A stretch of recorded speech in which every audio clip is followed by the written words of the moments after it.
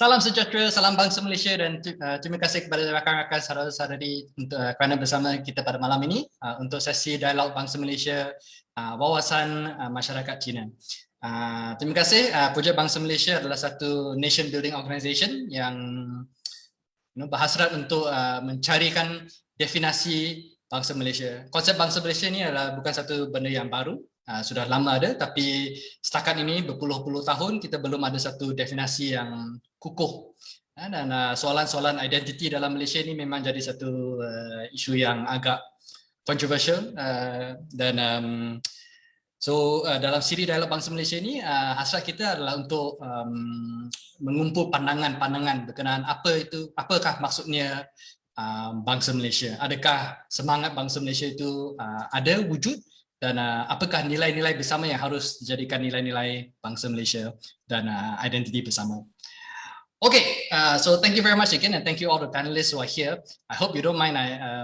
Maybe I can just read very quickly all our guests here today. We have Mr. Heng, who is the KLSCAH Chinese Assembly Hall Chief Executive Officer. We have Chan Wei Si, a PhD student in University of Aberdeen. He's also the former chief editor of Merdeka Review, an old friend of mine. Happy to see you again. Professor Dr. Teo Kok Siong, fellow at the Institute Kajian Etnik kita at UKM. We have Ray Ming, who's Naib Yang di-Pertua Kesatuan Mahasiswa, also from UKM. We have Tai Zhe Hao, is a blogger, also known as Apik Cina, and we have Debbie Chua, the pengarah pemukasaan belia dan CEO of Project 57. Wonderful. So thanks again. Welcome everyone for being here.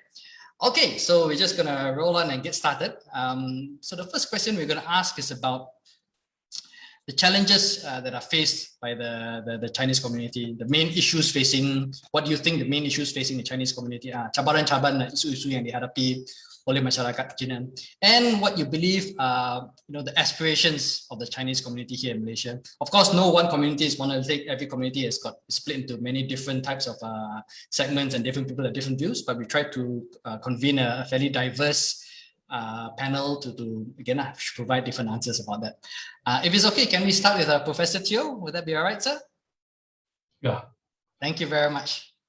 So if we can keep to about 3 minutes per answer, there'll be we can go plenty of rounds, but if we can keep about 3+ minutes, that'd be greatly appreciated.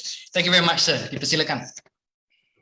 Ya, terima kasih saudara Tan yang bertindak selaku pengudahcara pada malam ini.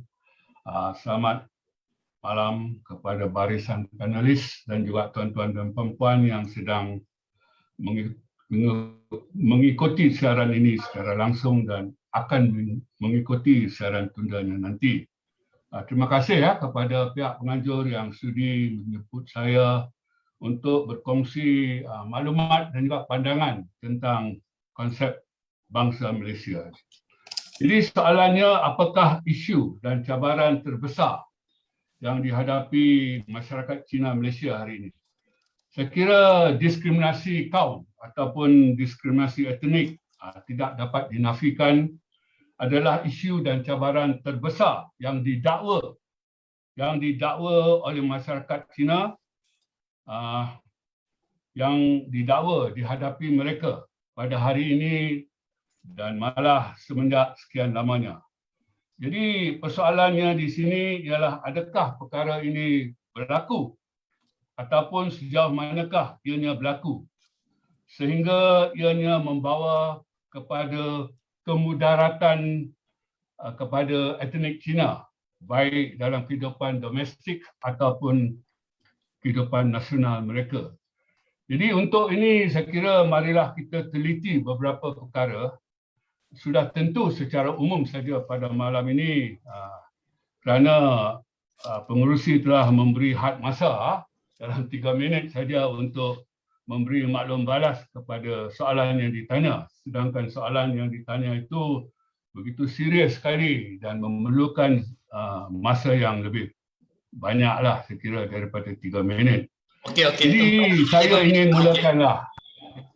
Ya, untuk sekian lamanya di negara kita, etnik Cina kekal sebagai pemain dominan sektor perniagaan dalam ekonomi Malaysia dan dengan pemilikan equity yang agak tinggi. Jadi sehubungan ini, hampir setiap orang kaya raya di Malaysia adalah daripada etnik Cina. Dan dalam hal ini seperti yang kita ketahui, yang dilaporkan dalam media sosial dan juga dalam media perdana pada bulan Jun lepas, tentang 10 orang paling kaya di Malaysia. Hampir kesemuanya adalah daripada etnik Cina. Lebih tepat 9 daripada 10 orang itu adalah daripada etnik Cina. Begitu juga dengan hakikat kumpulan 1% yang berpendapatan tinggi di negara ini. Sekitar 70% daripada mereka adalah daripada etnik Cina. Dan pada tahun 2019, isi rumah etnik Cina didapati meraih pendapatan purata bulanan tertinggi dalam kalangan semua etnik di Malaysia, iaitu sekitar sebanyak sekitar RM10,000 sebulan. Jadi saya kira kesemua ini langsung tidak boleh terjadi jika adanya diskriminasi terhadap etnik Cina di negara ini pada waktu ini dan juga pada waktu dahulu. Walau bagaimanapun, etnik Cina yang tergolong dalam kategori susah tetap dibantu kerajaan bersekali dengan pelbagai etnik lain, dan pada masa yang sama rancangan pembasmian kemiskinan untuk manfaat semua etnik ikut dinikmati etnik Cina.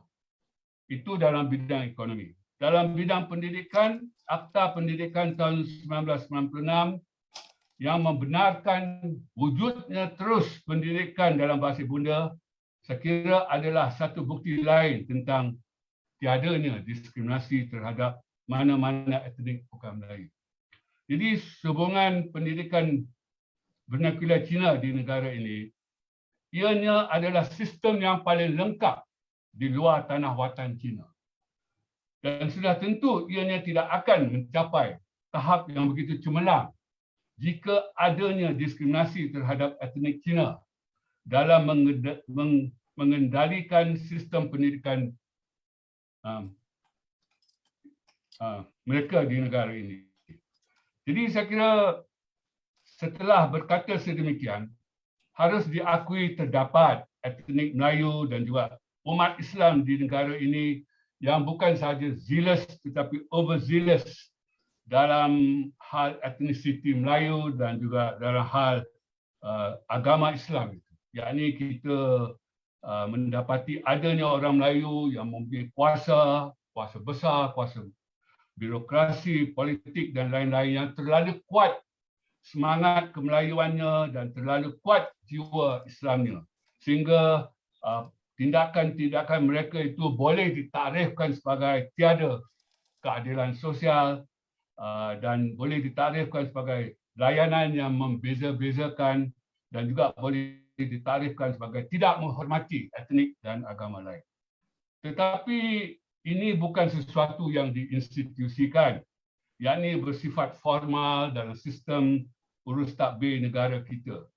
Ianya juga bukan sesuatu yang berleluasa pada peringkat masyarakat, apatah lagi peringkat negara. Oleh demikian, saya kira ianya tidak wajar disebut dalam beberapa penerbitan oleh sesetengah pihak dalam kalangan etnik Cina sebagai diinstitusikan di negara ini. Sedangkan kita tahu ianya bukan sesuatu yang rutin, ianya bukan prosedurnya di negara ini dan ia bukan cara yang diterima pakai. Dan saya kira dalam satu penerbitan pada tahun 2016 tentang wujudnya diskriminasi etnik di negara ini pada sepanjang tahun 2015, ia rata-rata hanya mengangkat berbagai kejadian terpencil, dan antaranya ialah kejadian di sebuah sekolah kebangsaan, sekolah Melayu di Kedah, yang memperlihatkan seorang guru Melayu memberitahu murid-murid bukan Melayu bahawa mereka tidak dibenarkan meminum air dalam kelas waktu bulan puasa, dan mereka hanya boleh berbuat demikian di dalam tandas. Ia digembar-gemburkan sebagai diskriminasi etnik, racism lah. Sedangkan ia kejadian terpencil yang bukan pun merupakan peraturan yang dikeluarkan oleh pihak berwajib. Ia hanya pandangan dan tindakan peribadi seorang guru, dan tindakan beliau itu tidak pun dipersetujui oleh banyak pihak Melayu, banyak pihak Islam. Jadi saya kira seperkara pentinglah dalam hal dakwaan diskriminasi etnik oleh kaum Cina ini. Saya kira sudah sampai masanya diteliti semula akan tindakan afirmatif kepada sesuatu etnik sahaja. Antaranya melalui dasar ekonomi baru yang dilancarkan pada tahun 71, yang kini masih diteruskan dalam pelbagai dasar, termasuklah yang terbaru Wawasan Kemakmuran Bersama 2030. Jadi bagi saya kaedah by default itu, yakni asalkan berketurunan etnik tertentu, by default ini perlu diteliti untuk perlahan-lahan diubah kepada by need, iaitu hanya kepada mereka yang memerlukan bantuan tanpa mengira etnisiti mereka dan juga agama mereka. Saya kira oleh sebab masa tidak mengizinkan, saya kira saya tinggalkan benda itu dalam bentuk nota, bahawa ianya perlu, iaitu tindakan afirmatif kita perlu dikaji semula setelah setengah abad dilaksanakan secara default itu, kepada satu kaedah by need yang tidak mengambil kira etnisiti dan juga agama mereka yang memerlukan pertolongan. Saya kira itu sahaja saudara-saudara. Terima kasih banyak, Profesor. Ya, mengambil lebih daripada 3 minit. Minta maaf. Terima kasih banyak, Profesor Teo. Agak menarik soal pandangan Profesor berkenaan wujudnya diskriminasi di Malaysia ni. Saya sebagai moderator takkan bagi pandangan seketika ini, tapi ya cukup menarik kerana ini agak unik. Ya, tak ramai, saya rasa tak begitu ramai tokoh-tokoh atau akademik yang mengambil pendirian itu, dan mungkin ini controversial lah, tapi menarik. Mungkin kita akan bagi kepada panelis lain untuk bagi pandangan berkenaan soalan itu, dan pada pusingan ketiga ke itu kita mungkin boleh alami lagi pandangan-pandangan yang lain sikit daripada yang lain. Terima kasih Profesor Teo. Okey, mungkin seterusnya kita bagi soalan yang sama kepada saudara Heng. Baik, terima kasih. Sekejap saya buka. Can see or not? Can.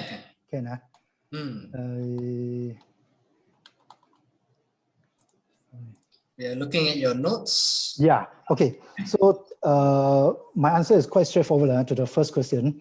I think basically what Chinese want is to be regarded as equal citizen, like what we used to say over the recent years. Kita anak Malaysia. Yeah. This is important. I have to repeat. Kita anak Malaysia, because it's a very different concept that we use over past 10 to 20 years. Because before that, we seldom talk about these terms, kita anak Malaysia. Okay, so to elaborate further in the context of Bangsa Malaysia, I think Bangsa Malaysia has been a classic example of an era of presenting differing messages to different ethnic groups, especially with the internet and Facebook. Over the last few years, I think we have found out that quite often the Chinese would write their own message in Chinese, and then the Malays in Malay, and then sometimes even the politicians, when they talk to their own community groups, they'll be speaking different languages. So, for example, you have politicians from UMNO, when they speak to Malay, they speak of Bangsa Malaysia as something to do with the Malay nationalism. And then you have the politicians of MCA, when they speak to Chinese, then they will speak about the Bangsa Malaysia as Ana Malaysia. Okay, so we can see that over past 30 decades, since the introduction of the Bangsa Malaysia by Tun Mahathir, politicians, academics, elites, have been using this regularly as an instrument of political expediency. I think it was also regarded as a convenient way of dealing with issues related to Bangsa Malaysia, especially when it comes to controversial issue, to leave it vague until there was a need for further clarification. So, but however, there's always tension, from time to time, especially between the rhetoric and the discourse of Malay dominant nationhood on one hand, and then on the other hand, you have demand of equality, and also from the maneuvering of the politicians, you have those rhetoric of political experiences when it comes to Bangsa Malaysia. Now, when one-party dominant system was the order of the day before 2018, UMNO's conception of Bangsa Malaysia was connected with the idea of Malay nationalism.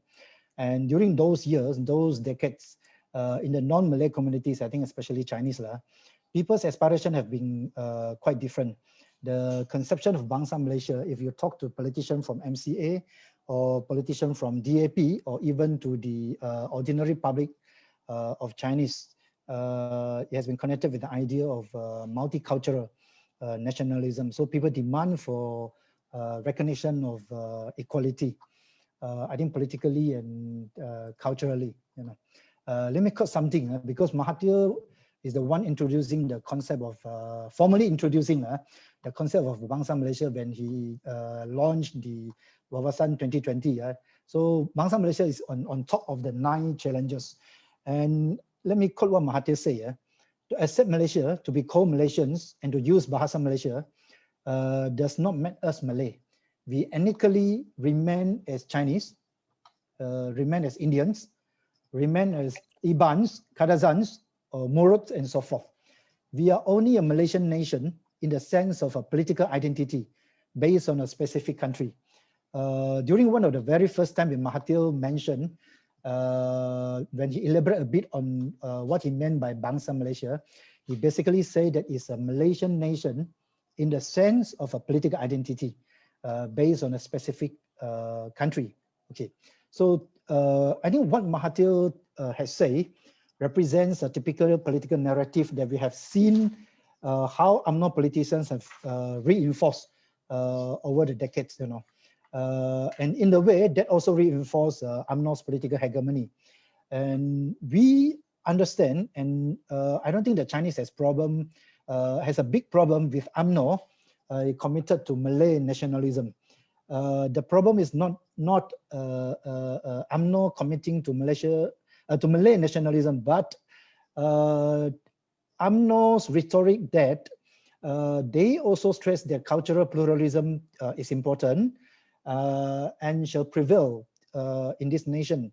However, UMNO as a political regime before the 2018, for a political regime to suggest that cultural pluralism shall prevail is one thing, but to actually make happen is something else.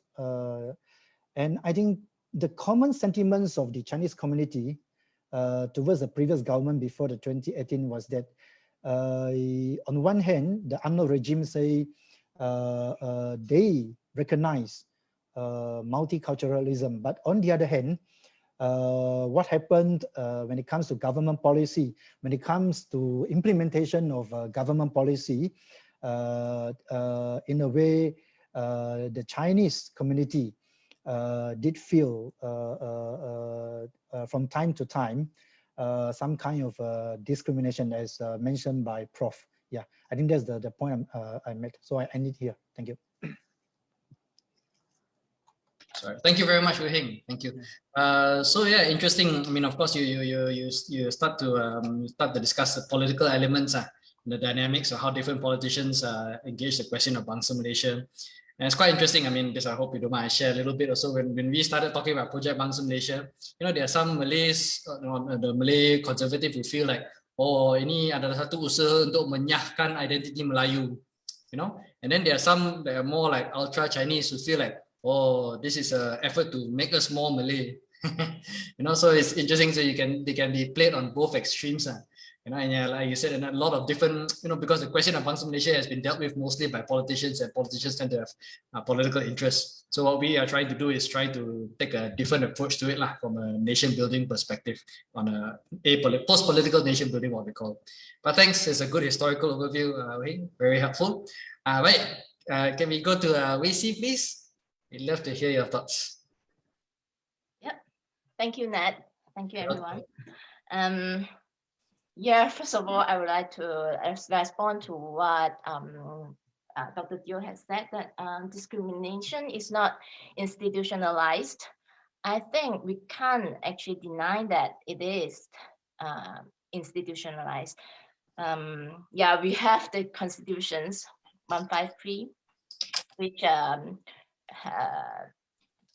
has provides for a quota system, in higher education and licenses and all that. And also in other practices, we have the housing purchase, quota in housing purchase. And yeah, institutionalization isn't just about formal institution practices of in the formal ways, but also informal. Yeah, my thesis, a part of my thesis is about institutionalization. It includes not only the formal practices, but also norms that exist in the system. So yeah, I think we can't deny that it is there. But having said that, I think the Chinese community has a lot to reflect on, and the issues I am about to highlight here is one of it. Yeah, responding to the question, what is the biggest problem, biggest challenge faced by the Chinese community? I think we should be cautious with the rise of China, as it might have induced a renewed sense of belonging to China among a portion of the community. I think this reflects a worrying trend of the value these Chinese believe in. Talking about the loyalty and or the sense of belonging to Malaysia in the 1990s, the generation gap or the generational divide was quite obvious. We have the older generation of Chinese who are more emotionally attached to China. Some of them might even found themselves torn between like supporting China or Malaysia in Thomas Cup tournament in 1992. I still remember my uncle at that time supported China, whereas I shouted Malaysia Boleh. Okay. On the other hand, we have the younger generation of Chinese who are absolutely firm about their Malaysian identity. To them, there's no other home than Malaysia, and China is just a foreign country for them, where their ancestors come from. But today, the generational divide might, although it might still be there in general, but the line has been blurred, I think, following the rise of China and the influences of China that slip in through various channels. For example, their soft power, drama series, singing competition, social media, and so on. Those days, in my childhood, we only watched Hong Kong movies, in my hometown. But nowadays, there are many who cling on Chinese, mainland China drama series. So the so-called Chinese soft powers there. So there's a noticeable change among the local Chinese community. I'm not talking about Chinese community as a whole, but a significant portion of them. In recent years, it's not so surprised to find a large number of the younger generation pro-China in debates in issues like concentration camps in Xinjiang, the protests and the crackdowns in Hong Kong and so on. This group of Chinese basically swallow without question the propaganda of the Chinese government and the Chinese media, and take all the criticisms against China as Western conspiracies against China.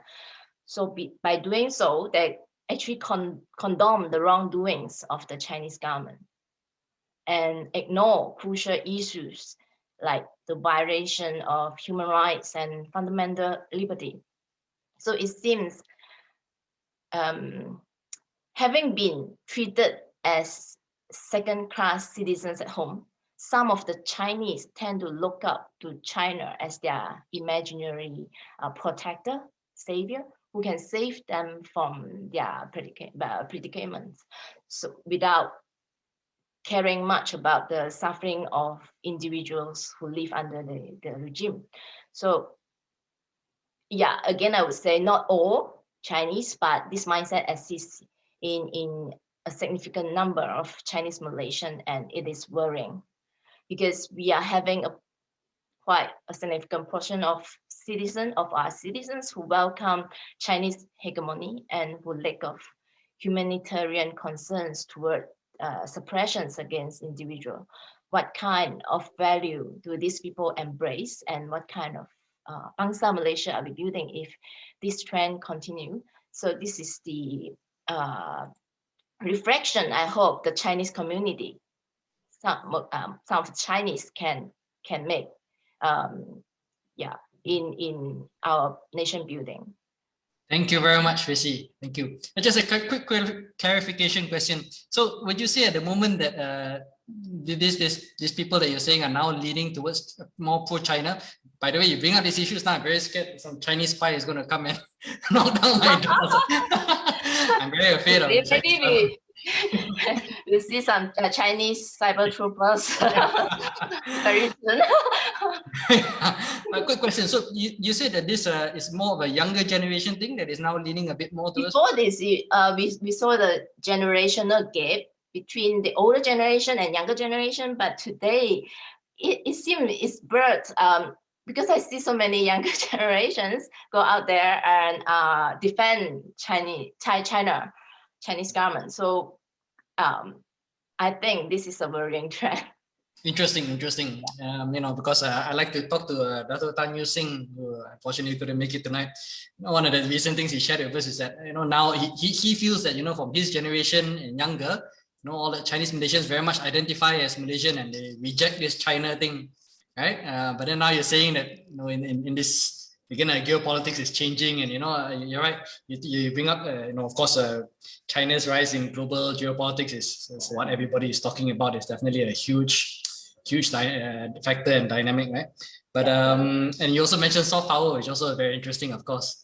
I mean, when you grow up, it's Jackie Chan, Chao Xingji. It's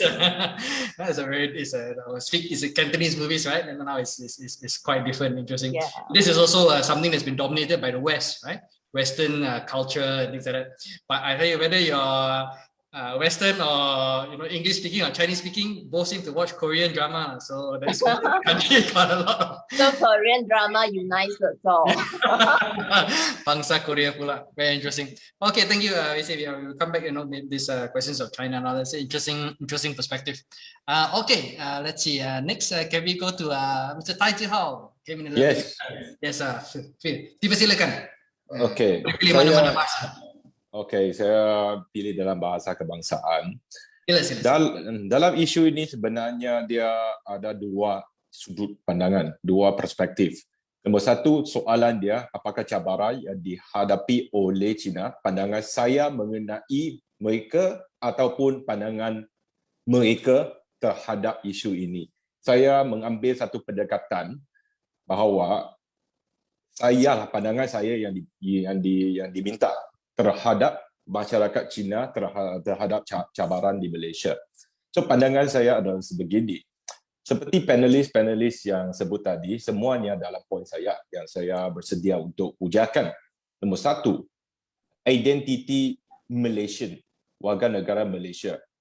Orang Cina di Malaysia ada definisi yang tersendiri. Orang Melayu ada pula definisi yang tersendiri. Dan perbezaan ini secara ringkas telah dihuraikan oleh saudara Heng dengan perbezaan antara bangsa Malaysia dan anak Malaysia. Sebenarnya ahli-ahli politik tak kira seperti saudara Heng yang sebut tadi, Tun Mahathir ke MCA ke UMNO ke DAP ke semua untuk tujuan politik sahaja. Sebenarnya dia tidak menjelaskan apa-apa, malah mendalami perselisihan faham antara kaum. Saya bagi satu contoh. Perkara 153 Perlembagaan Malaysia di mana menyebut tentang klausa yang menghalang kerajaan daripada menghalang pembelajaran penggunaan bahasa lain di Malaysia. Itu sahaja yang disebutkan. Perkara 153 mengenai bahasa lain daripada bahasa kebangsaan, tidak disebutkan bahasa ibunda, juga termeterai di perlembagaan negara jiran iaitu Singapura. Cumanya masyarakat Cina mengambil satu pendekatan bahawa perkara ini adalah diinterpretasikan bahawa kerajaan dipertanggungjawabkan untuk mempromosikan bahasa ibunda masyarakat Cina. Cumanya saya nak bagi satu definisi bagaimanakah perkara ini boleh diguna pakai. Seperti mana berlaku di 60-an di Indonesia, negara jiran, Presiden Suharto telah mengisukan satu dekri presiden untuk mengharamkan penggunaan bahasa Tionghoa di seluruh negara Republik Indonesia, di mana warga Cina di Indonesia ditakuti sampailah nama ditukarkan ke bahasa Indonesia. Perkara 153 adalah untuk menghalang kerajaan untuk mengimplementasikan pengharaman sebegini, tetapi tidak mewajibkan kerajaan untuk mempromosikan. So pihak Dongjong, pihak DAP sebelum ini menggunakan perkara 153 secara salah tafsir untuk menaikkan kemarahan masyarakat Cina terhadap satu kerajaan. Tak kira kerajaan apa manapun, sehinggalah mereka menjadi kerajaan selepas 2018 pun tidak dapat menyelesaikan masalah ini, di mana seorang pemimpin DAP mengangkat mikrofon untuk Tun Mahathir dan Tun Mahathir menyebut Dongjong adalah resis perkauman. Tan Yu Seng yang saudara sebut tadi adalah timbalan pengerusi Dongjong. So, cabaran yang dihadapi adalah perselisihan faham tentang definisi apa itu sebenarnya orang Malaysia.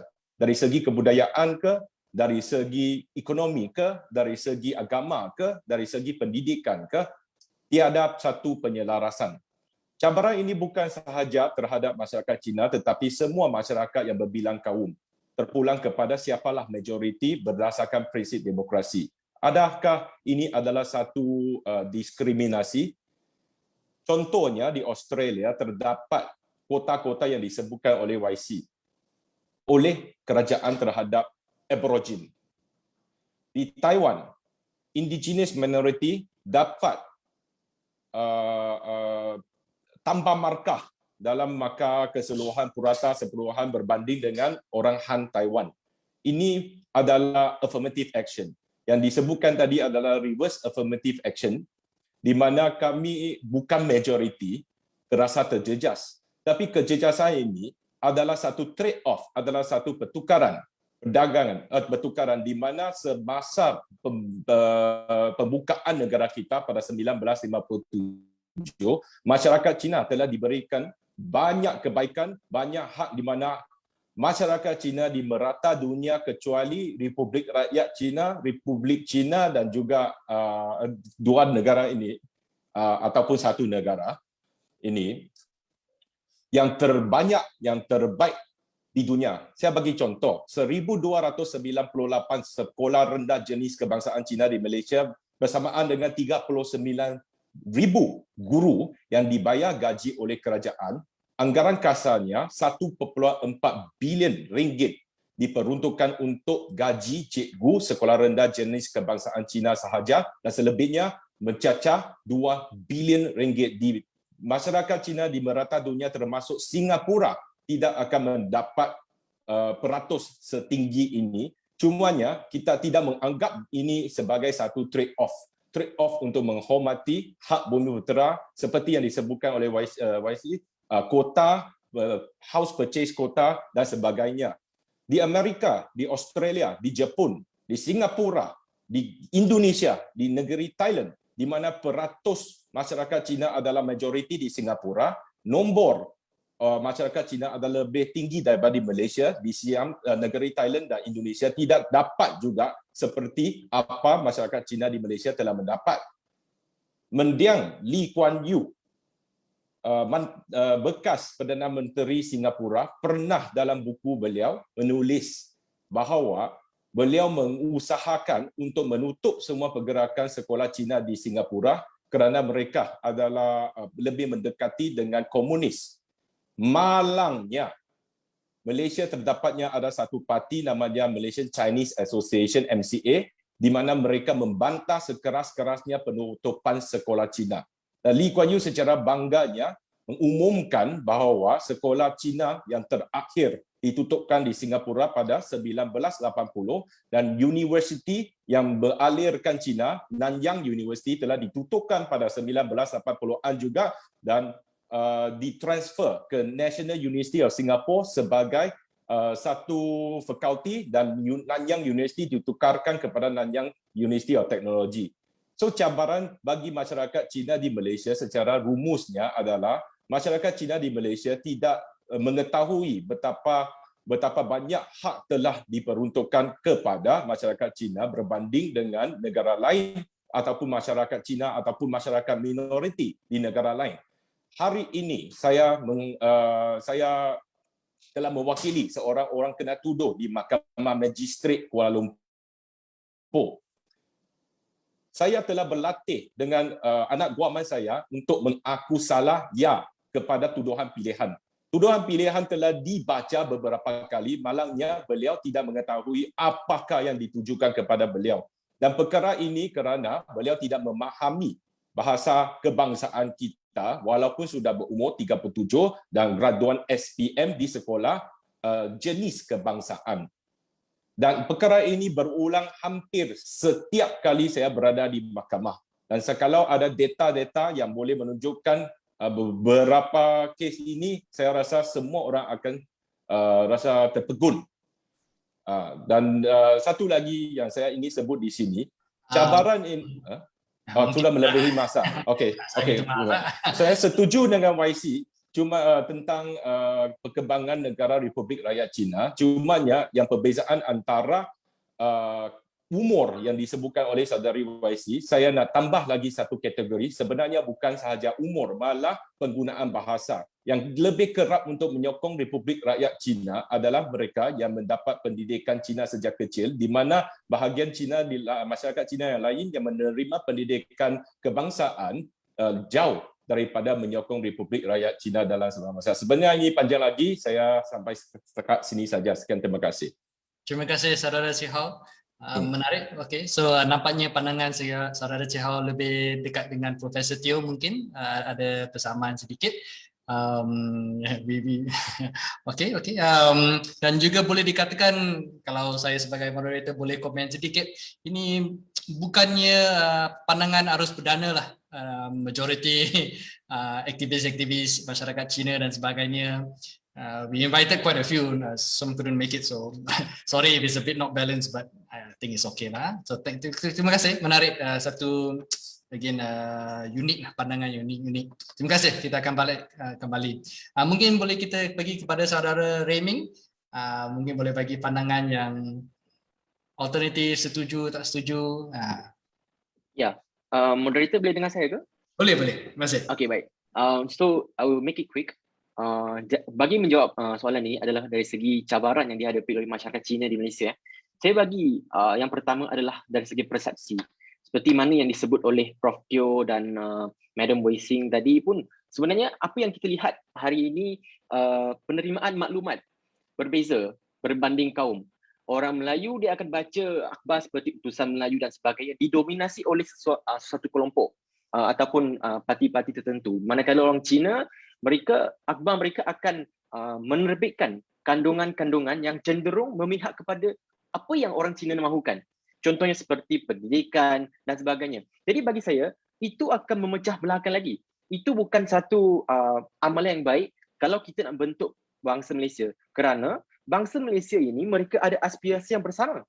Andai kata mereka menerima maklumat yang berlainan dengan kaum-kaum lain, bagaimana kita boleh bentuk aspirasi yang sama? Saya beri contoh. Bila mana Tun Mahathir suatu ketika dahulu mereka mahu tubuhkan sekolah wawasan yang menggabungkan sekolah Cina, sekolah Tamil dan sekolah kebangsaan dalam satu kampus ataupun pekarangan yang sama, dapat tentangan hebat daripada kelompok-kelompok tertentu. Sedangkan kalau kita betul nak bentuk bangsa Malaysia, itu adalah satu titik pertembungan yang sangat baik untuk saya. Tapi malangnya disebabkan oleh persepsi-persepsi yang dibawa oleh media masa tu, dan mungkin hari ini dialihkan kepada media sosial, mereka akan tunjukkan satu persepsi bahawa pendidikan Cina ini akan dicabar dan sebagainya. Itu persepsi. Seolah itu perkara yang sama berlaku di arus orang Melayu dan sebagainya. Seolah mereka ada musuh, dan musuh itu bukan daripada luar negara tetapi dalam Malaysia ini. Maknanya Cina musuh kita adalah orang Melayu. Orang Melayu adalah orang Cina musuh dia. Jadi itu satu perkara yang tidak baik, dan saya kira dan saya sangat yakin dengan pendirian bahawa ini adalah punca daripada amalan politik yang berpuluh-puluh tahun diamalkan di Malaysia. Okay? Bagi yang kedua adalah dari segi sense of belonging, apa yang Madam Wei Sing sebut tadi. Contoh mudah, kalau kita hari ini kita akses kepada Facebook Kedutaan Cina ke Malaysia, versi bahasa Cina, tengok berapa posting mereka, berapa ribu komen positif daripada orang Malaysia, khususnya bangsa Cina. Dan mereka kata ini adalah negara asal mereka buat yang terbaik untuk orang Cina dan sebagainya. Itu satu perkara yang saya kira tidak sihat, khususnya di kalangan bukan orang muda lah. Sebab saya kira orang muda sekarang ni mereka beralih kepada soal nilai kemanusiaan, dan saya akan ceritakan mungkin dalam akhir forum inilah.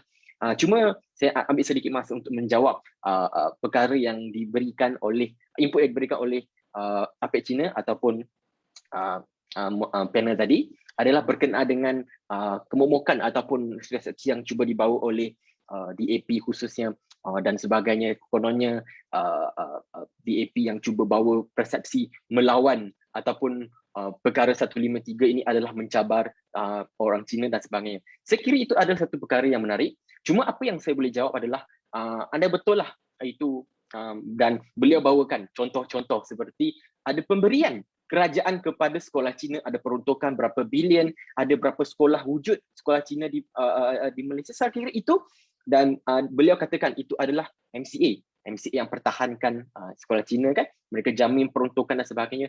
Jikalau kita fikir betul-betul, tajuk forum kita hari ini adalah untuk membentuk bangsa Malaysia. Kalau bangsa Malaysia ini, kita tidak boleh terhenti soal berapa pemberian untuk orang Cina, berapa pemberian untuk orang Melayu dan sebagainya. Kerana itu adalah satu divide and rule yang telah diamalkan zaman kolonial British. We divide, we distribute the sumber untuk awak, dan kamu patut rasa bersyukur dengan perkara itu. Saya kira itu bukan perkara yang baguslah untuk bentuk bangsa Malaysia. Okay? Itu bagi saya. Jadi cabaran yang berlaku di situ. Cabaran yang berlaku di Malaysia untuk bentuk bangsa Malaysia adalah soal tentang adakah kita perlu ikut undang-undang ataupun kita perlu mengikut aspirasi bangsa Malaysia itu sendiri. Kerana kalau ikut undang-undang, sudah tentu ada keistimewaan. Some of them will be privileged and some of them will not. But bagi saya, bangsa Malaysia adalah beyond the law. Itu adalah satu aspirasi. Kerana kalau kita tengok, teori politik di dunia hari ini adalah undang-undang akan datang sebelum revolusi politik. Bila mana ada revolusi politik, barulah undang-undang akan berubah dari zaman ke zaman ke zaman. Jadi bagi saya, bentuk bangsa Malaysia ini bukan soal perlembagaan, bukan soal pemberian kepada bangsa apa dan sebagainya. Itu adalah soal satu ideal. Dan kita nak cuba selesaikan adalah mencari cabaran yang dialami oleh masyarakat Cina, khususnya di persepsi yang cuba dibawa oleh akhbar-akhbar tertentu. Itu daripada saya. Terima kasih banyak Saudara Reming. Identiti bangsa Malaysia adalah satu benda yang beyond the law. Ini cukup menarik ungkapan yang agak hebat. Terima kasih. Ya, saudara telah mengulas berkenaan persepsi dan sedikit berkenaan apa yang boleh dikatakan siege mentality lah. Yang dirasakan setiap Malaysia ini saya setuju.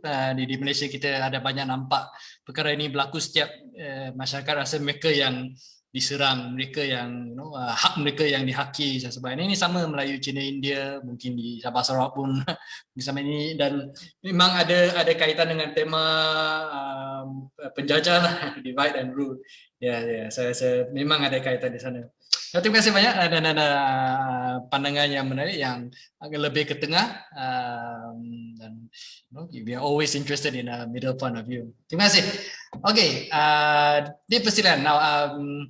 Debbie, on to you. Yeah, okay. So most of the people here, I think, speak fluent Chinese. You and I are probably one of the few ones who don't. So so to speak, you represent a different segment of Chinese people lah. Yeah, we're all ears. Thank you. Yeah. Thank you so much, Nathaniel, for having me here. I think I've listened to everyone speak this evening, and there's a lot for me to learn. And very, very deep conversation here. Maybe I can share more from the perspective of Project 57, right? Like our work with the youths going around Malaysia, more like just the regular people on the ground, and what we get from them. So we're a social enterprise, and we really support the Project Bangsa Malaysia narrative, and we've known Nathaniel since last year. And what we're trying to do is to create this movement of hope, bringing Malaysians together so that they love Malaysia, especially the youths. And if we can, stand united, and also at the same time helping the underprivileged. So when we go around the country, we have a unity ride, cycling around, we meet many Malaysians. We have this unity ribbon initiative, getting Malaysians to wear it, right? I think the ultimate thing is that everyone wants to feel, like most of you have said, that Malaysia is our home, right? Like this is really where our family and friends are. I mean, and that sense of belonging that Rayming spoke about, and I think Wei Si as well. See, like I studied in the UK. So like Nathaniel, that's why we talk about our Mandarin and all that being very poor, right?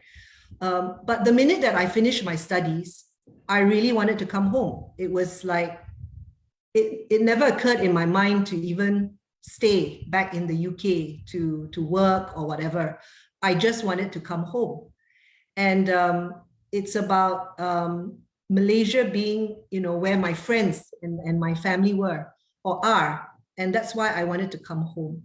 So the challenge, I think, the first thing is that, with all that is happening and the various narratives that are put out, and especially in the political scene. So sometimes we feel like, that sense of belonging is being challenged, right? That identity, that wanting to, have Malaysia as our home. And the other challenge is, so I have a teenage son. And can you imagine, I advocate, being Malaysian and having this nation building kind of project. And sometimes he tells me, Mom, but if I stay on in Malaysia, what opportunity do I have if I want to, because he wants to do all this like biomedical, all this kind of stuff, and so will I have the same kind of opportunities or not? And, as a mother, I feel very challenged because on the one hand, I feel for my country, right? This is my home, this is my nation. And I want him to stay, but at the same time, I want him to venture out and be whatever he wants to be, and so it's very challenging, and that also brings us to the brain drain. One of the reasons why Project 57 started in the first place. We come from a business background, but when we sat together at a management meeting one day and asked the management guys, right, 50% said, hey, you know what, if we had a chance, maybe we want to be overseas. The perception of the greener pastures and the opportunities. The Bangsa Malaysia narrative, moving on to that, I really hope that this can be like an icon, you know, which will encourage and remind Malaysians to look at what are the common values that we have. You know, what is it that we share in common? Maybe we can, you know, preserve our, I mean, okay, even though I don't speak Mandarin, but actually I have this a bit of a motherland mentality also, okay? And I went to China and I just felt so embarrassed that I couldn't speak to my relatives. I've gone back to my hometown, I've done all that, right? I just felt so embarrassed that I couldn't speak Mandarin, but I have in my heart also that part of me that resonates with the Chinese, right? That identity and the fortitude of the Chinese. I like to call it the fortitude of the Chinese. But can we, in addition to that, can there be another part of us that aspires to kenal maka tak cinta, right? Tak kenal maka tak cinta, that strives to understand and you know, put out our hand. And at the end of the day, you know, I really love this national reconciliation kind of concept. And who is going to start this national reconciliation? Because if I'm going to say, hey, look, the Malay fella should start it, and then the Malay fella will say, hey, the Chinese fella should start it, then who's going to be the one that puts out the hand first, right? Because national reconciliation is about asking like for forgiveness, right? And I myself, okay, I have to admit that I'm guilty as well of having prejudicial, you know, concepts about other races, you know, about the Malay race, okay, whether I'm fed that, like Rayming said, through the Akbar, Surah Akbar or whatever, right? I'm guilty of it. So we have all these, you know, challenges and many different feelings that pull us inside, right? But I think at the end of the day, I would love to see Bangsa Malaysia also being part of the national reconciliation narrative, and starting with each and every one of us personally. Yeah. Thank you very much, Debbie. Yes, it always starts with us. You're absolutely right. You know, Project Bangsa Malaysia is also a lot about do it yourself democracy, yes. You know, starting with yourself and rather than waiting for other people to do, right? Yeah, that's a core part of our tenet. And you guys are obviously doing great work at Project 57. Also, I'd like to pick up a little bit about what you said about brain drain. It's quite interesting because, you know, we've had many of these Siri Dialog, and we talk a lot about, you know, sometimes basically, I mean, the most common question is like, do you feel more Malay or more Malaysian, more Chinese, more Malaysian, more Indian or more Malaysian? And you reminded us there's one more step lah. And again, especially there's another subgroup, right? English speakers, you know. So for English speakers, you feel very you're a natural fit for, you want to migrate to US, Canada, England, UK, Australia, New Zealand. So many options, right? And yeah, you know, like your son's dilemma. And same, my classmates also, the people I went to school with, I know could be a quarter, could be a half of them now working overseas. They stay there, live there forever, and completely gone, you know. And younger people also, you know, grass is greener. They feel, and some of that has to do, a chunk of that has to do with they don't feel appreciated at home also, right? That's a thing. Anyway, sorry, I shouldn't talk too much, but yeah, this so there's the Bangsa Malaysia own, and it's also its aspiration to be Bangsa something else, Bangsa Canada, Bangsa Australia. Oh, it's another factor that we are competing with as well. Okay, thank you very much. This is a great first round. For the second round, I was thinking we maybe can be share a bit more personal stories. Sometimes I find this is quite interesting. All of it. I mean, you know, the first round we talked slightly more on a you know, theoretical level or structural level, talking about the country, about dynamics as a whole. But you know, most of us here, and some of us young, but even the young have a lot of experience, and some of us have even more decades of experience. Maybe we can I can ask you to share a little bit about you know, what you've observed about race dynamics over the decades, over the years.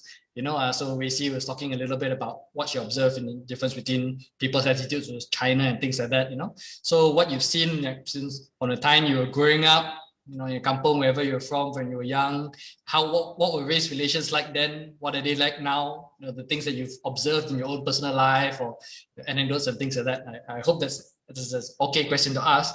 Kalau boleh kita mulakan dengan Profesor Teo sekali lagi. Terima kasih, Tuan. Ya, terima kasih ya Saudara Tan. Jadi ya, saya Cina peranakan. Jadi di Malaysia ni, kalau bangsa Cina ni, kalau kita lihat dari segi budaya, bangsa Cina boleh dibahagikan kepada dua kelompok lah. Kelompok peranakan dan juga kelompok bukan peranakan. Jadi peranakan ini adalah satu istilah ataupun satu metafora yang merujuk kepada penggunaan ataupun penerimaan budaya Melayu oleh kelompok-kelompok bukan Melayu. Jadi kita ada Baba Nyonya di Melaka untuk kaum Cina, untuk kaum India kita ada Ceti India di Melaka. Dan di Kelantan dan Terengganu kita ada Cina peranakan, Cina yang budaya dan identitinya adalah bukan sangat identiti Cina 100%. Kalau Cina peranakan di Kelantan, identitinya adalah identiti Melayu dan Siam. Jadi bahasa Hokkien yang dituturkan sebagai bahasa ibunda oleh Cina peranakan Kelantan adalah bahasa Cina Hokkien yang disarati oleh nahu bahasa Melayu dan nahu bahasa Siam. Jadi orang luar mungkin tidak dapat faham bahasa Hokkien Cina peranakan Kelantan. Jadi itu sedikit tentang diri saya lah dalam konteks sebagai seorang Cina. Mungkin saya nak bercakap sedikitlah tentang perspektif masyarakat Cina berkenaan dengan konsep bangsa Malaysia ni. Jadi walaupun soalan pertama tadi tentang isu dan cabaran, tetapi ada antara panelis kita yang terus bercakap tentang bangsa Malaysia itu. Kalau boleh saudara Tan, saya ingin berkongsi. Boleh. Sedikit. Tak apa. Silakan. Ya, pertama-tamanya dalam hal pembentukan negara bangsa melalui konsep bangsa Malaysia ni, kita harus jelas dengan konsepnya. Sebenarnya konsepnya tidak jelas. Tidak pernah jelas. Walaupun ia datang daripada kerajaan dalam bentuk salah satu cabaran daripada sejumlah 9 cabaran pada Wawasan 2020 yang dilancarkan pada tahun 1991 oleh Perdana Menteri yang keempat. Jadi berkenaan dengan konsep ini dan beberapa hal lain tentang kenegaraan kita ni, tidak dapat dinafikan kita mengambilnya dari Indonesia. Jadi dalam hal kenegaraan kita kita harus mengaku kita banyak meniru Indonesia untuk proses pembentukan negara bangsa itu.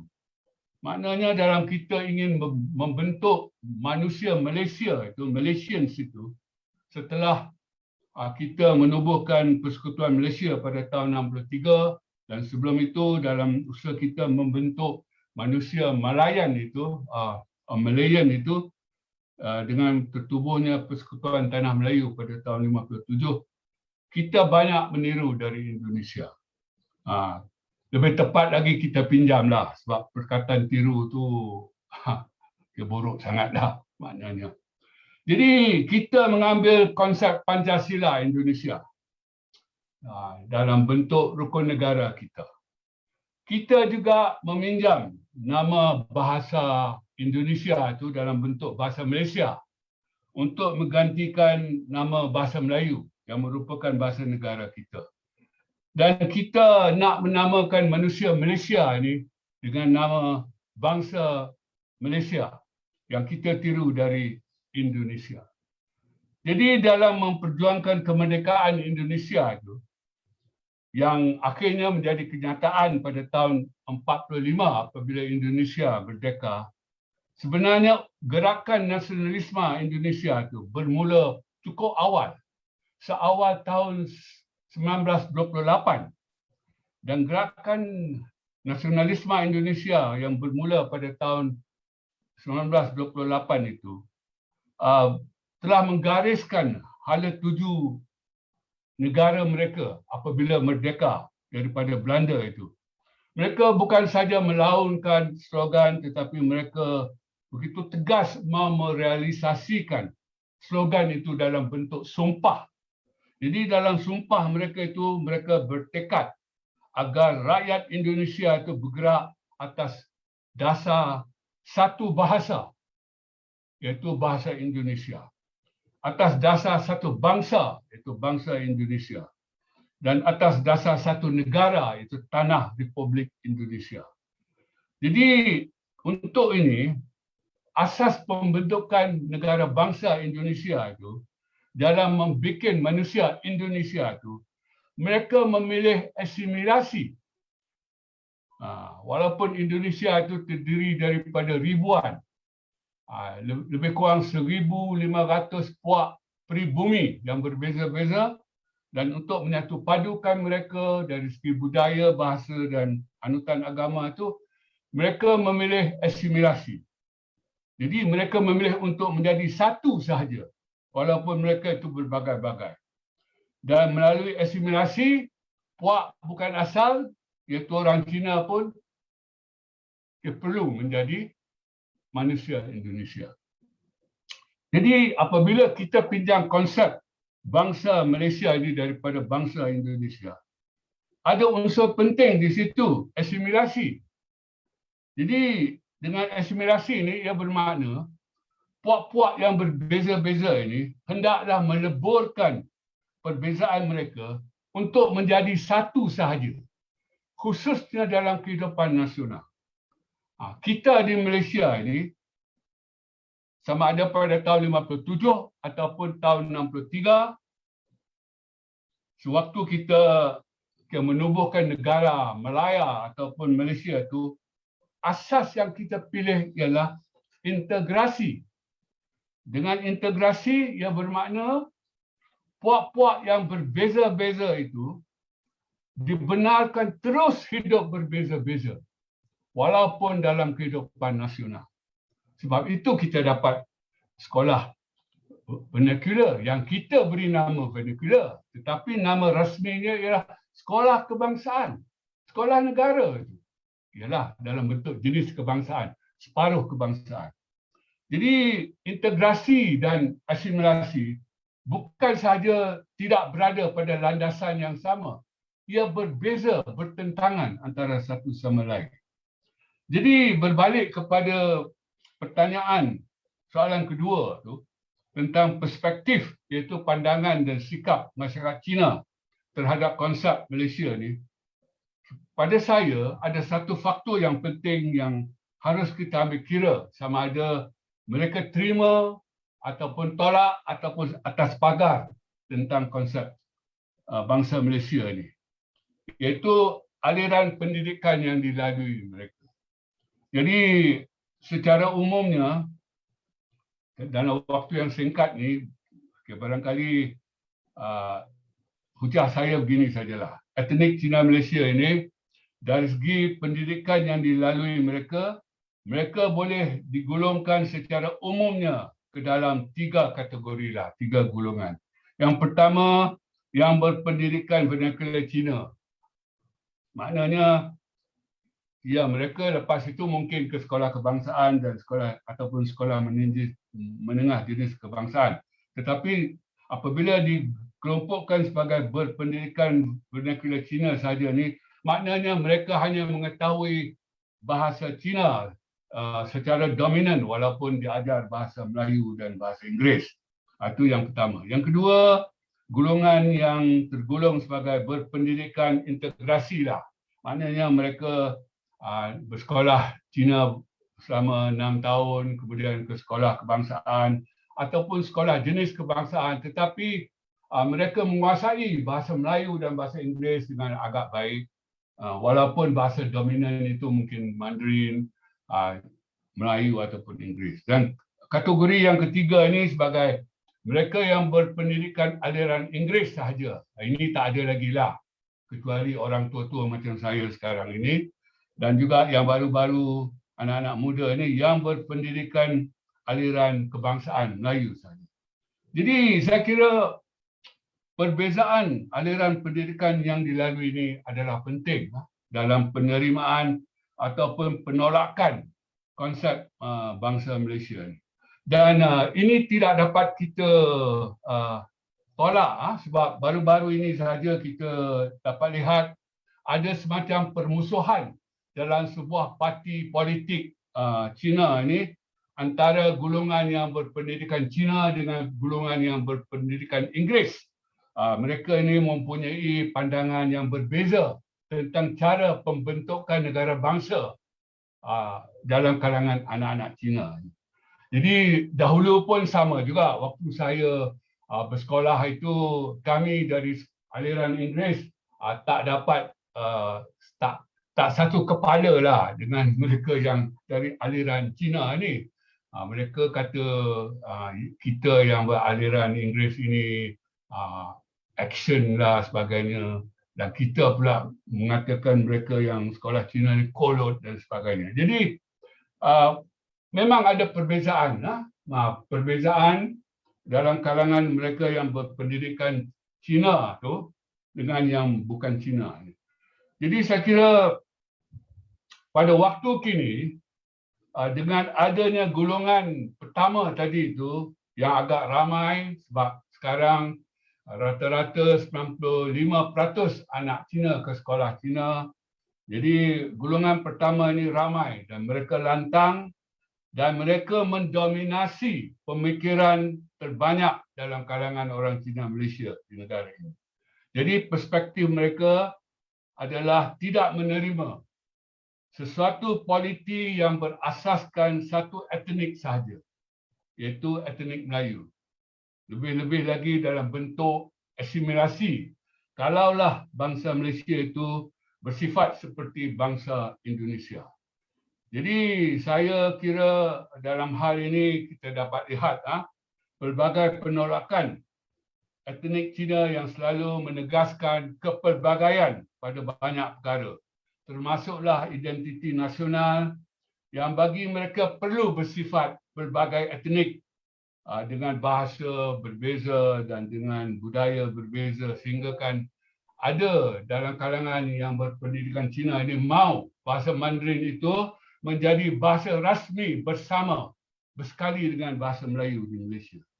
Jadi saya kira kesimpulannya di sini majoriti etnik Cina Malaysia mau berpegang pada status quo lah sekurang-kurangnya, iaitu integrasi yang telah pun diangkat bersama-sama sebagai asas pembentukan negara bangsa. Maknanya kalau nak juga pada bangsa Malaysia ini, asasnya kita kekalkan integrasi. Maknanya kita terus berbeza-beza dalam kehidupan nasional. Jadi saya kira tak ramailah etnik Cina dan mereka ini tak ramai dan mereka datang dari golongan ketiga, iaitu yang berpendidikan Inggeris yang sudah tua-tua, yang berpendidikan Melayu yang muda-muda ini. Mereka ni tak ramai, tetapi mereka ini didapati lebih bersedia berkorban petanda-petanda totok Cina itu, seperti bahasa Mandarin dan sebagainya, sebagai citra hadapan negara. Jadi mereka sanggup berkorban bagi identiti nasional kita. Kelompok ini kecil, kelompok ini tak signifikan. Mereka bersekolah Inggeris yang tua-tua, yang muda-muda ini bersekolah Melayu sahaja. Jadi mereka ini sedia, lebih bersedialah bagi saya meninggalkan penanda-penanda totok Cina sebagai citra hadapan negara. Walaupun kita tahu kita sama-sama dahulu telah bersetuju dalam perjanjian etnik yang dikenali secara longgarnya sebagai kontrak sosial itu, bahawa simbol-simbol Melayu, bahawa proses sosial budaya Melayu menjadi identiti negara kita. Terima kasih. Jadi saya kira itu saja. Terima kasih banyak Profesor Teo. Menarik. Saya dari belah ibu saya juga orang Citi dari Melaka, so terima kasih for mentioning that from Melaka. Dan seperti yang Profesor kata tadi, konsep bangsa Malaysia ni kita setuju, memang setakat sekarang sampai sekarang bukan satu konsep yang jelas. Dan sebenarnya Siri Dialog Bangsa Malaysia ini kita memang cuba nak menjelaskan lagi lah atau mencari definisi yang lebih jelas. Tapi kita tak nak buat dari segi top down, tapi dari segi bottom up kita dapat pandangan daripada ramai-ramai pihak. Dan soalan integrasi lawan asimilasi memang menarik juga.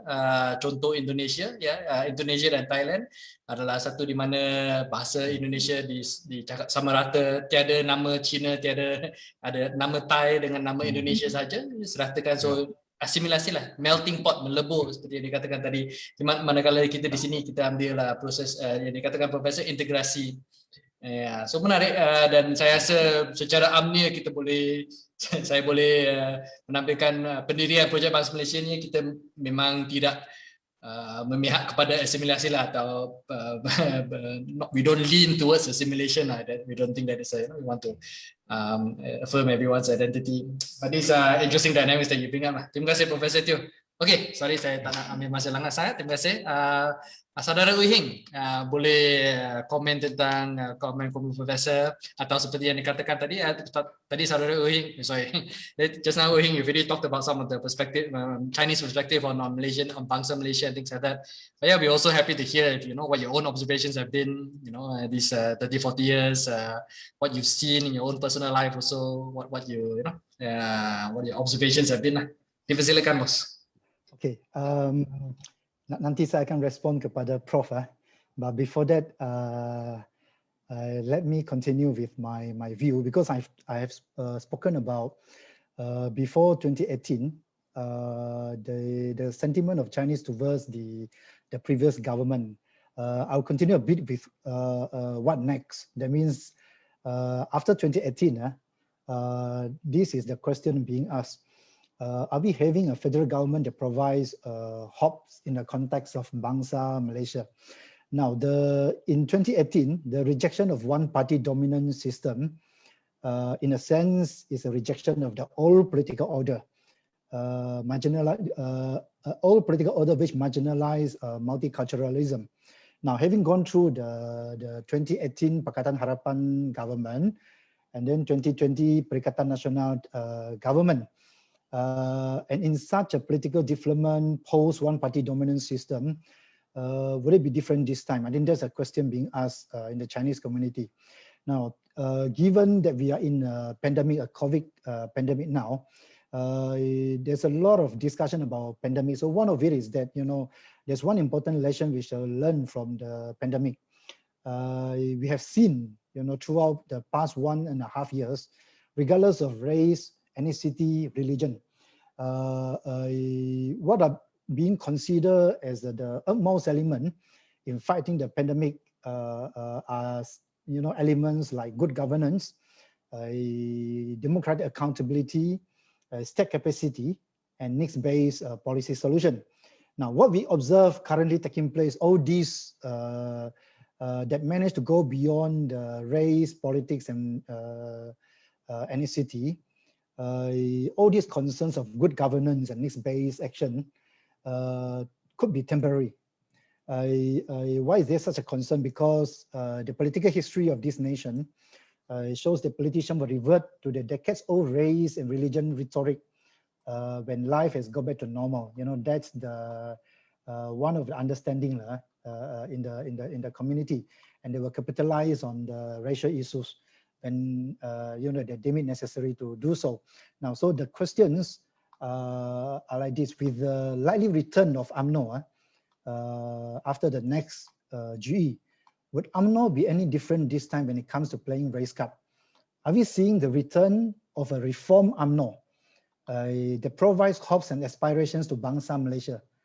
Or whoever the government after GE 15, are we seeing a possible return of a one-party dominant system?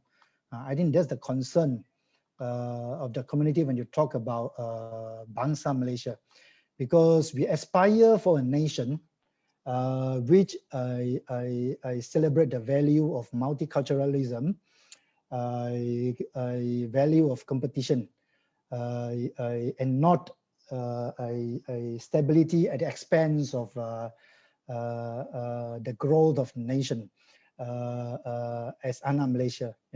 So I think that is the second part which I would like to raise in the current post 2018 scenario. Now, Now back to the question of Prof have raised. Okay, maybe I'll speak in bahasa. Saya kerja di Dewan Perhimpunan Cina Kuala Lumpur dan Selangor. Jadi mungkin saya dianggap sebagai Cina yang hanya berkenalan dengan Cina. Tapi mungkin juga mereka yang mengenali saya, mereka tahu bukannya begitu. Sebab saya memang betul saya belajar di sekolah jenis kebangsaan dan kemudian di sekolah menengah kebangsaan, kemudian di universiti tempatan. Tetapi kawan saya ada kawan Melayu UMNO, saya ada kawan Melayu Amanah, saya ada kawan Melayu PAS, saya ada kawan Cina DAP, saya ada kawan India DAP, saya ada kawan India PKR, saya ada kawan Melayu PKR, saya ada kawan Cina PKR lah. Yang lebih malang ialah saya tak ada kawan orang asli lah. Baik, tetapi saya kerja selama 12 tahun di Parlimen. Di Parlimen, walaupun dalam Dewan Rakyat dan Dewan Negara, perbahasan itu dalam bahasa Melayu. Tetapi pelbagai program di sekitar kawasan Parlimen, maksudnya di bilik-bilik taklimat, bilik-bilik persidangan di Parlimen ataupun di hotel-hotel termasuk leklab yang berdekatan dengan Parlimen, cukup banyak program perjumpaan, mesyuarat, perbincangan dan sebagainya diadakan dalam bahasa Inggeris. Dan mereka yang betul-betul dalam bahasa Inggeris itu adalah ahli politik Melayu, adalah pemimpin Melayu, adalah ahli politik Cina, pemimpin Cina, adalah ahli politik India, pemimpin India, adalah elit-elit NGO Melayu, elit-elit NGO Cina, elit-elit NGO India dan sebagainya. Ini yang pertama. Yang kedua, sama ada seseorang itu belajar di sekolah Cina jenis kebangsaan ataupun sekolah kebangsaan, selepas mereka tamat pengajaran, apabila mereka memasuki dunia kerja, semakin ramai antara mereka, sama ada Melayu, India, Cina, mereka akan bertutur dalam bahasa Inggeris jikalau mereka belajar, jikalau mereka bekerja di sektor swasta. Dan kalau mereka bekerja di sektor awam, mereka akan bertutur dalam bahasa Melayu. Walaupun demikian, seperti mana yang saya kata, ramai antara mereka ini, biarpun mereka berbicara tentang peri pentingnya bahasa Melayu, mereka hanya kebanyakan masanya berbicara dalam bahasa Melayu dalam Dewan Rakyat. Tetapi apabila mereka keluar daripada Dewan Rakyat, apabila mereka minum teh dan kopi di kafe ahli parlimen, di lake club, di hotel-hotel dan semuanya, mereka bertutur dalam bahasa Inggeris.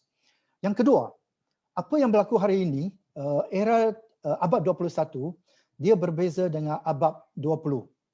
Abad 21, apa yang beza, apa yang berlaku bukanlah kontradiksi antara sekolah kebangsaan dengan sekolah jenis kebangsaan, tetapi satu landscape pendidikan yang baru.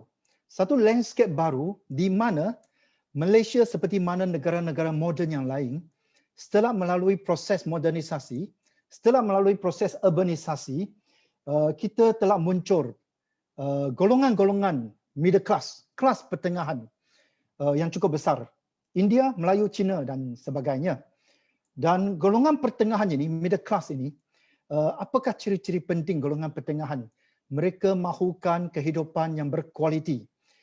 Jikalau pada abad ke-20, mereka yang berbicara tentang kualiti itu, mereka mungkin mahukan untuk keluar negara sekali dalam beberapa tahun. Tetapi dalam abad ke-21, mereka berbicara tentang kualiti kehidupan, mereka mahu keluar negara setiap tahun. Dan begitu juga, mereka mahukan kualiti pendidikan untuk anak mereka. Jadi kita lihat sekarang landscape baru yang muncul itu. Bukanlah landscape yang melibatkan konflik, kontradiksi antara sekolah kebangsaan dan sekolah jenis kebangsaan. Itu tidak lagi memenuhi logik secara dialektikal. Jikalau kita hanya fikir dengan logik yang simple, kita mungkin anggap ini sebagai sesuatu yang statik. Tetapi kalau kita mampu untuk meneliti, mampu untuk mengetahui apa sebenarnya yang berlaku, realiti di masyarakat Malaysia, dan berfikir secara dialektikal, lihat kepada apa yang kita bincang dengan realiti yang berlaku, dengan perubahan dan dinamik semasa, kita akan tahu apa yang berlaku adalah satu landscape baru di mana semakin ramai ibu bapa hantar anak mereka daripada sekolah kebangsaan pergi ke sekolah swasta. Daripada sekolah kebangsaan pergi ke sekolah antarabangsa. Daripada sekolah kebangsaan pergi ke sekolah jenis kebangsaan. Daripada sekolah kebangsaan pergi ke sekolah agama. Kita jarang-jarang sekali memerhatikan perubahan sekolah agama. Mengapa? Kerana kita jarang-jarang memerhatikan middle class. Melalui proses urbanisasi itu, apa yang kita ada di Malaysia sekarang ini, sama ada di Kota Raya Kuala Lumpur, sama ada di Kota Shah Alam, sama ada di Kota JB, Johor Bahru dan sebagainya. Kita ada middle class dengan identiti, competing identity dan multiple identity. Contohnya, kita ada mereka yang berniaga ataupun mereka yang ada gelaran datuk. Mereka mungkin Melayu, mereka mungkin Cina, mereka mahukan pendidikan berkualiti, mereka mampu bayar, mereka hantar anak mereka ke sekolah internasional. Dan kita juga ada middle class Muslim, mereka belajar kembali daripada Turki, kembali daripada Indonesia dan sebagainya. Mereka mahukan pendidikan berkualiti dan daripada dunia kehidupan mereka, mereka mahukan sekolah agama kerana mereka anggap bahawa sekolah agama itu, pendidikan itu berkualiti dan berkualiti dalam konteks memenuhi keperluan agama mereka dan dianggap lebih baik berbanding dengan sekolah kebangsaan. Jadi apa yang berlaku hari ini adalah satu landscape yang baru. Landscape yang berkaitan dengan kemajuan manusia oleh kerana kemajuan teknologi, kemajuan globalisasi dan begitu juga dengan kecacatannya sekali. Jadi saya rasa apa yang kita rasakan kita sebagai anak Malaysia adalah kerana kita telah melalui abad ke-20 dan apabila memasuki abad ke-21, 20 tahun setelah abad ke-21, kita telah merasai pertumbuhan, kemajuan di Malaysia. Sebab itu kita ada middle class Melayu, India, Cina dan sebagainya. Dan oleh kerana kita sekarang ini lebih ramai, semakin ramai yang menjadi middle class dan juga semakin ramai yang bukan middle class tetapi aspire to be middle class. Maksudnya mereka idamkan bahawa satu hari nanti mereka akan jadi middle class. Atau sekurang-kurangnya oleh kerana pendidikan, kualiti pendidikan yang diberikan kepada anak mereka akan jadi middle class. Dan jikalau mereka Muslim, mereka nakkan sekolah agama semakin ramai. Dan jikalau mereka seorang datuk, jikalau mereka seorang daripada keluarga middle class, mereka mahukan pelbagai pilihan dari segi sekolah-sekolah. Dan saya rasa ada satu lagi faktor penting. Sorry. Okay. Thank you very much. Terima kasih banyak. Saudara Heng membawa faktor kelas. Of course yang memang kita harus pandang, tidak terlepas pandanglah isu-isu kelas. Dan ini satu observation yang menarik berkenaan siapa yang guna bahasa mana bila di Dewan Rakyat, di kafe Dewan Rakyat, di Lake Gardens, adanya elit-elit berbanding dengan golongan-golongan yang lebih middle class atau mahin. Dan seperti yang dikatakan, yang dibawa oleh Profesor Teo tadi, ini satu pandangan yang agak meluas bahawa stream pendidikan yang menentukan attitude pandangan kita berkenaan adakah kita lebih identify sebagai Cina atau sebagai orang Malaysia dan sebagainya. Malam ini kita ada jumpa kawan-kawan kita dari Dongjong dan sebagainya, tapi malam ini tak sempat hadir, tapi saya mungkin terpaksa jadi wakil. Saya telah banyak dengar pandangan mereka yang berkatakan sebenarnya seperti yang dikatakan Heng tadi lah, walaupun beliau pergi ke sekolah Cina, tapi dia ada banyak kawan yang dari pelbagai bangsa. So, dan saya pernah dalam banyak forum yang saya tengok orang Dongjong sering kata faktor pendidikan ni bukan jadi faktor penentuan utama attitude terhadap perpaduan, tapi itu ini satu perbezaan pandangan lah, tapi menarik juga. So terima kasih saudara Heng, poin-poin yang memang bagus kita tidak terlepas pandang. Mungkin seterusnya kita boleh pergi kepada Debbie. Yes. Ya. So berikutan dengan apa yang saudara Heng kongsikan. So pengalaman saya sendiri, of course saya dari I think it was tingkatan 5 in, okay, now I'm going to reveal my age, 1980-an, right, the later part of the 80s. And of course pada masa tu kawan-kawan saya di sekolah, sekolah mana ya? Sekolah Bukit Bintang Girls School, yes, di Kuala Lumpur. Semua murid-murid di sana datang dari pelbagai latar belakang, right? China, India, whatever. Kami pun tak pernah merasa, oh, adakah kawan saya ni orang China ke India. Rakan-rakan saya semua terdiri dari semua kaum. So tapi sekarang and also pada masa sekarang kami semua umur like 50, right?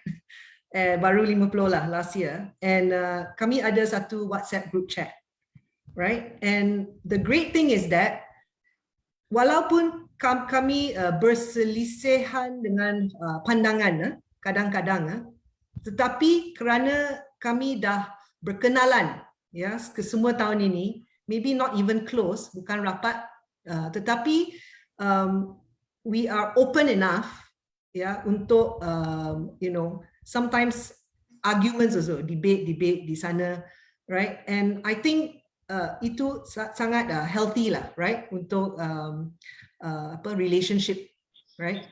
Tetapi saya risau akan anak-anak saya sebab tadi saya berkongsi earlier on, right, that like anak sulung saya, okay, first dia pergi ke sekolah Cina, right, Kuching, ya, sebab saya nak dia belajar bahasa Cina, right, bahasa Cina penting, and juga sebab the perception that mungkin sekolah kebangsaan quality education, right, mungkin tak cukup tahap, right?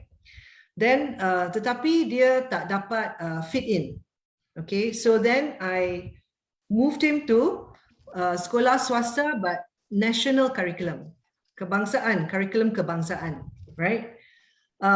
And after that went on to international school, right, antarabangsa, tetapi dengan cikgu-cikgu yang lokal. And after that, can you imagine, right, kali keempat tukar, now fully international lah, right, sekolah antarabangsa dengan, I mean, like sometimes I think anak sulung saya balik dari sekolah and he's telling me that Mr. Reed said, and I'm like, Mr. Reed, and they are learning British history. And it's so bizarre, right, that he would know British history better than sejarah Malaysia, right, our own sejarah. So saya memang risau, okay, suami saya juga, bagaimana kanak-kanak, di negara kita yang kesayangan ini, right, dapat berintegrasi, okay, di manakah platform, right, di mana mereka akan berkenalan, okay, main bersama-sama, right? So that is something that is very, very close to my heart. So kadang-kadang or juga melalui Project 57, also we try to provide a platform. different races, can they come together? You know, yeah. Great. So that's my personal experience. Thank you very much, Debbie. Yeah, it's a dilemma, lah. Of course, I've got friends and all that also talking about where to send their kids to school and the trade-offs. My best friend's son is living with me, and he thinks Singapore everything is best, and Malaysia everything is best. It's quite becoming quite common, and yeah, the bonds that you build in a BBGS, doesn't seem to be quite the same. And I think Colin went to LaSalle, Klang, and it's a very different vibe that we're getting today. And yeah, hopefully we can do something to change that trend a little bit, lah. Thank you very much, Debbie. Great, thanks for keeping to the time. Maybe Zihao, if we can get your views or some of your personal experience, observations. Okay. Sure. Before that, allow me to respond to my fellow panelists rating. So tadi saya sebutkan tentang satu parti politik Malaysia yang kononnya pertahankan sekolah Cina. Bukan saya yang cakap, mendiang Lee Kuan Yew yang cakap di bukunya Singapore's My Lifelong Journey Singapore's Bilingual Challenge. Saya quote,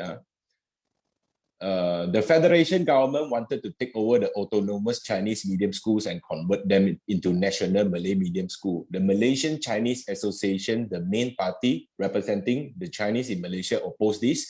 The government had no choice but to compromise, and the Chinese school remain in existence. Tapi dalam konteks ini, hujahan saya bukan nak pertahankan parti tersebut, tetapi berbau kritikan untuk sebab soalan dia cabaran masyarakat Cina. So itu untuk menjawab saudara Rebing. Dan setelah itu saya juga ingin menjawab kepada saudara Heng tentang personal experience lah. Walaupun ini bukan kritikan, ini bukan apa. Seperti Profesor Teo kata, ada jenis 3 golongan. Yang tengah tu integrasi, seperti sama dengan saya. Sekolah rendah jenis kebangsaan Cina, sekolah menengah kebangsaan, dan universiti. Tapi Encik Heng adalah golongan yang integrasi.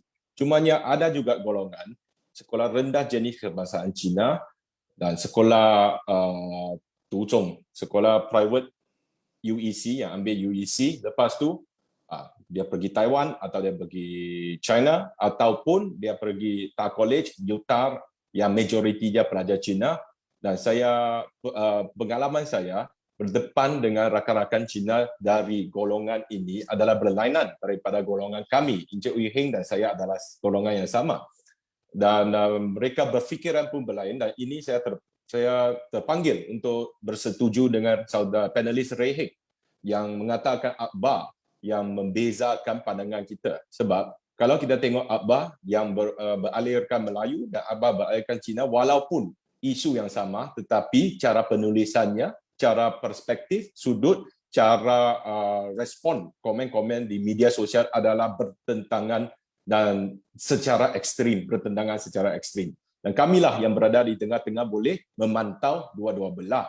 Cumanya kalau experience saya, pengalaman saya sendiri di mahkamah yang tadi saya telah sebutkan, ramai lagi warga negara Malaysia yang tidak faham langsung bahasa kebangsaan secara mudah, walaupun telah dilahirkan, dibesarkan di negara ini selama 30-40 tahun. Ada lagi satu kes di mana yang Arif Hakim telah marah, di mana seorang pengurus bank yang dituduh di mahkamah terbuka langsung tidak memahami apa yang dikatakan oleh Yang Arif Hakim dan pihak Timbalan Pendakwa Raya, dan beliau adalah seorang warga negara Malaysia yang berumur 40-an yang dilahir dibesarkan di sini dan mengalami, dan Yang Arif Hakim bertanyakan pendidikan sebagaimana sekolah menengah jenis kebangsaan dan juga sebuah college universiti majoriti adalah Cina. So perkara ini yang saya mengalami adalah luas, bukan sekadar 1-2 kes saja. Hampir tiap kali di mahkamah kes ini berlaku. Apabila saya berdepan dengan anak guaman ataupun rakan ataupun kawan-kawan yang berasal daripada aliran yang seperti Profesor Teo Kok Siong sebut tadi, semuanya Cina. Mereka, bagi pandangan saya, dari pandangan saya, pengalaman saya, mereka hanya nak mempertahankan kebudayaan Cina ataupun kecinaan berdasarkan apa yang boleh disentuh, tangible. Contohnya, saya pendidikan Cina dari segi sekolah, dari segi buku, dari segi kebudayaan, praktis, perayaan dan sebagainya. Apabila saya tanya secara mendalam, kenapa menyambut perayaan Perahu Naga? Ramai kata, oh, untuk mengingati seorang poet Cina yang bernama Qu Yuan. Apakah Qu Yuan lakukan? Oh, beliau taat setia kepada negara dan beliau adalah seorang penyajak. Okey, apa yang dilakukan sampai kita kena mengingati beliau? Daripada 10 Cina, 9 tidak dapat menjawab soalan itu. Dari dinasti mana? Tak tahu. Telah melakukan apa? Tak tahu. Kenapa dibuang negara? Tak tahu. Kenapa membunuh diri? Tak tahu. Sekadar tahu dumpling itu ada berapa telur, ada vegetarian, mana lagi bagus, pertandingan perahu tu siapa yang menang, kadang-kadang perahu pun tidak ambil kisah dah. Saya tanya, apakah Sisu Wujing sudah baca belum? Tak pernah baca. Apakah Sisu itu yang menjadi asas dan tunjang kepada falsafah Cina sejak 2,500 tahun lalu? Tak tahu. Daxue Mengzi, Lunyu, Zhongyong, tak tahu. Tanya lagi apa agama? Agama Taoism. Oh, pernah baca Tao Te Ching daripada Lao Tzu? Tak tahu. Apakah ayat yang pertama daripada perenggannya, pertemuan pertama daripada chapter yang pertama? Tao ke Tao, Fei Chang Tao, Ming ke Ming, Fei Chang Ming. Tak tahu faham. So apa sebenarnya yang identiti orang Cina di Malaysia nak mengekalkan, melainkan boleh? Sebab darah ini adalah darah Tionghoa. Sebab saya darah Tionghoa, perayaan mesti disambut oleh, mesti disokong oleh kerajaan, mesti dihormati oleh kaum lain. Sebab darah ini adalah darah Tionghoa dan saya mengekalkan darah ini saja. Sebenarnya ramai di kalangan Cina, walaupun, biarpun yang bertutur dalam bahasa Mandarin dari sejak dilahirkan, tidak memahami 10% keindahan dan kemegahan falsafah yang menjadi tunjang kepada kebudayaan Cina. Inilah berdasarkan pengalaman saya. Selain itu ada satu lagi, kalau diberikan sedikit masa lagi, apabila ditanyakan apa itu bangsa Malaysia, yang dijawab oleh golongan Cina majoriti mengikut pengalaman saya adalah dihormati, diberi sama taraf, bukan sama taraf, mereka mengaku tidak akan sama taraf, tapi diberi penghormatan sebagai anak Malaysia kerana kami dilahirkan di sini. Maka jawapan saya yang selalu mendatangkan penentangan daripada mereka ialah, saya adalah dilahirkan di sini sejauh mana kita tahu majoriti penduduk Malaysia.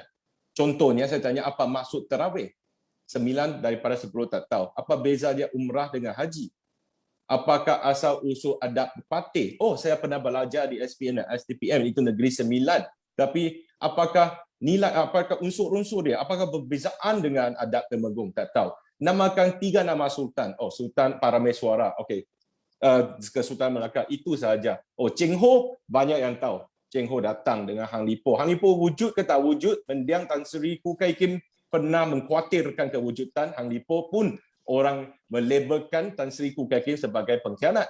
Justru pengalaman saya ni, saya tidak faham apa sebenarnya yang ingin diperjuangkan oleh majoriti Cina di Malaysia. Hakikatnya sayalah ataupun academician ataupun mereka yang betul-betul memahami falsafah Cina, sejarah Cina, kebudayaan Cina, ataupun segala-galanya yang harus diwarisi oleh orang yang berdarah Tionghoa, tidak akan melakukan apa yang dilakukan oleh mereka. Contohnya, saudara Heng akan bersetuju dengan saya, cara-cara penampilan mereka dalam media sosial, khususnya dalam ruangan komen tertentu.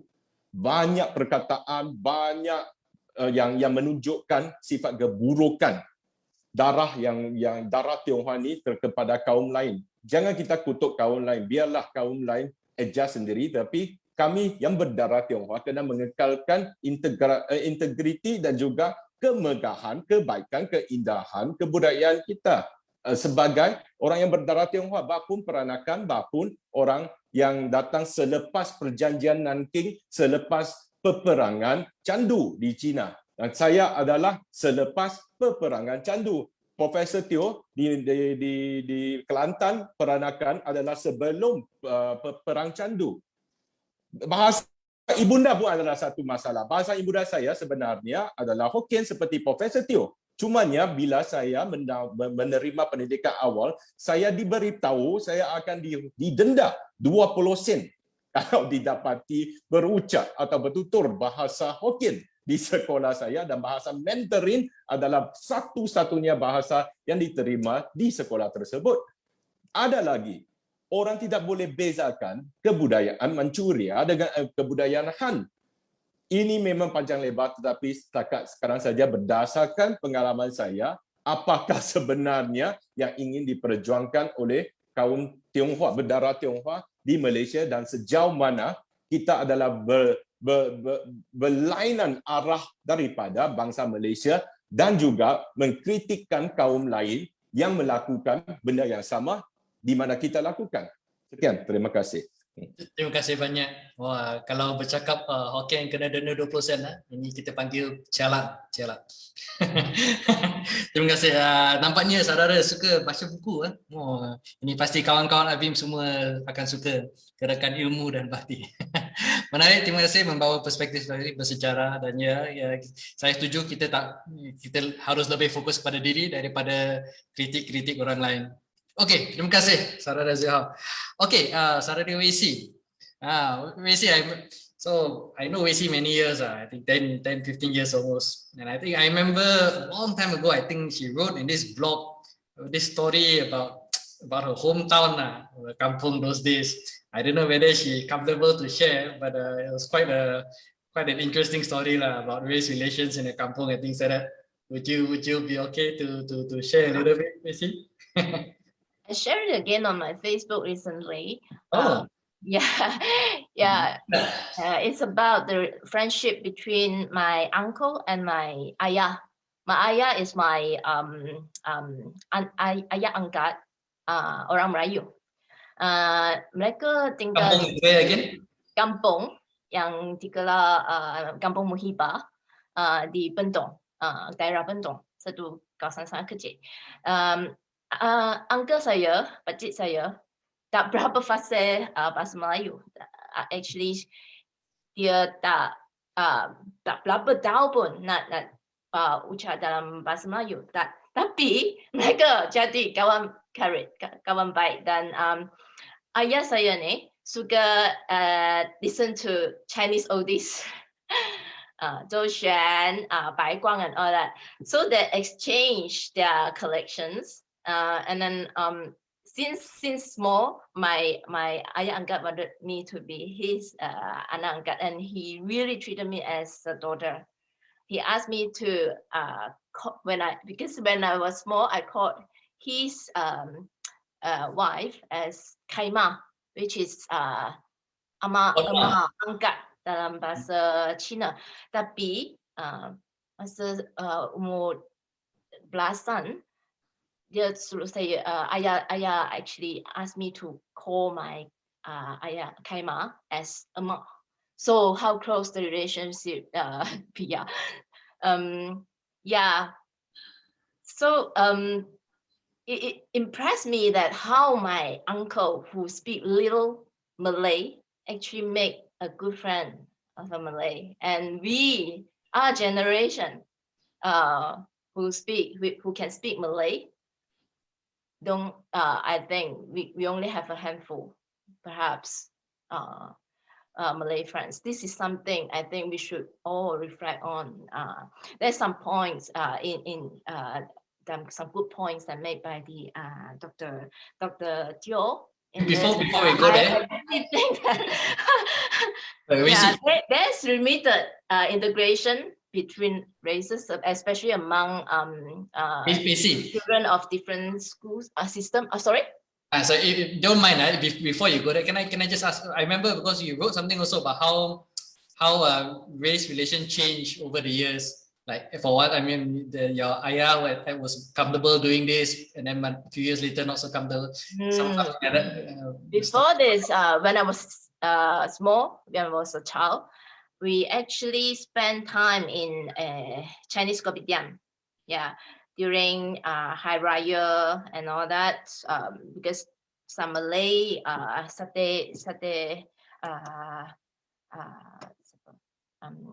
penjual satay would sell their satay in front of the kopitiam.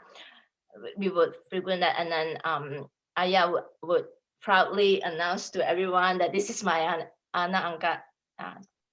But later on, it didn't happen anymore.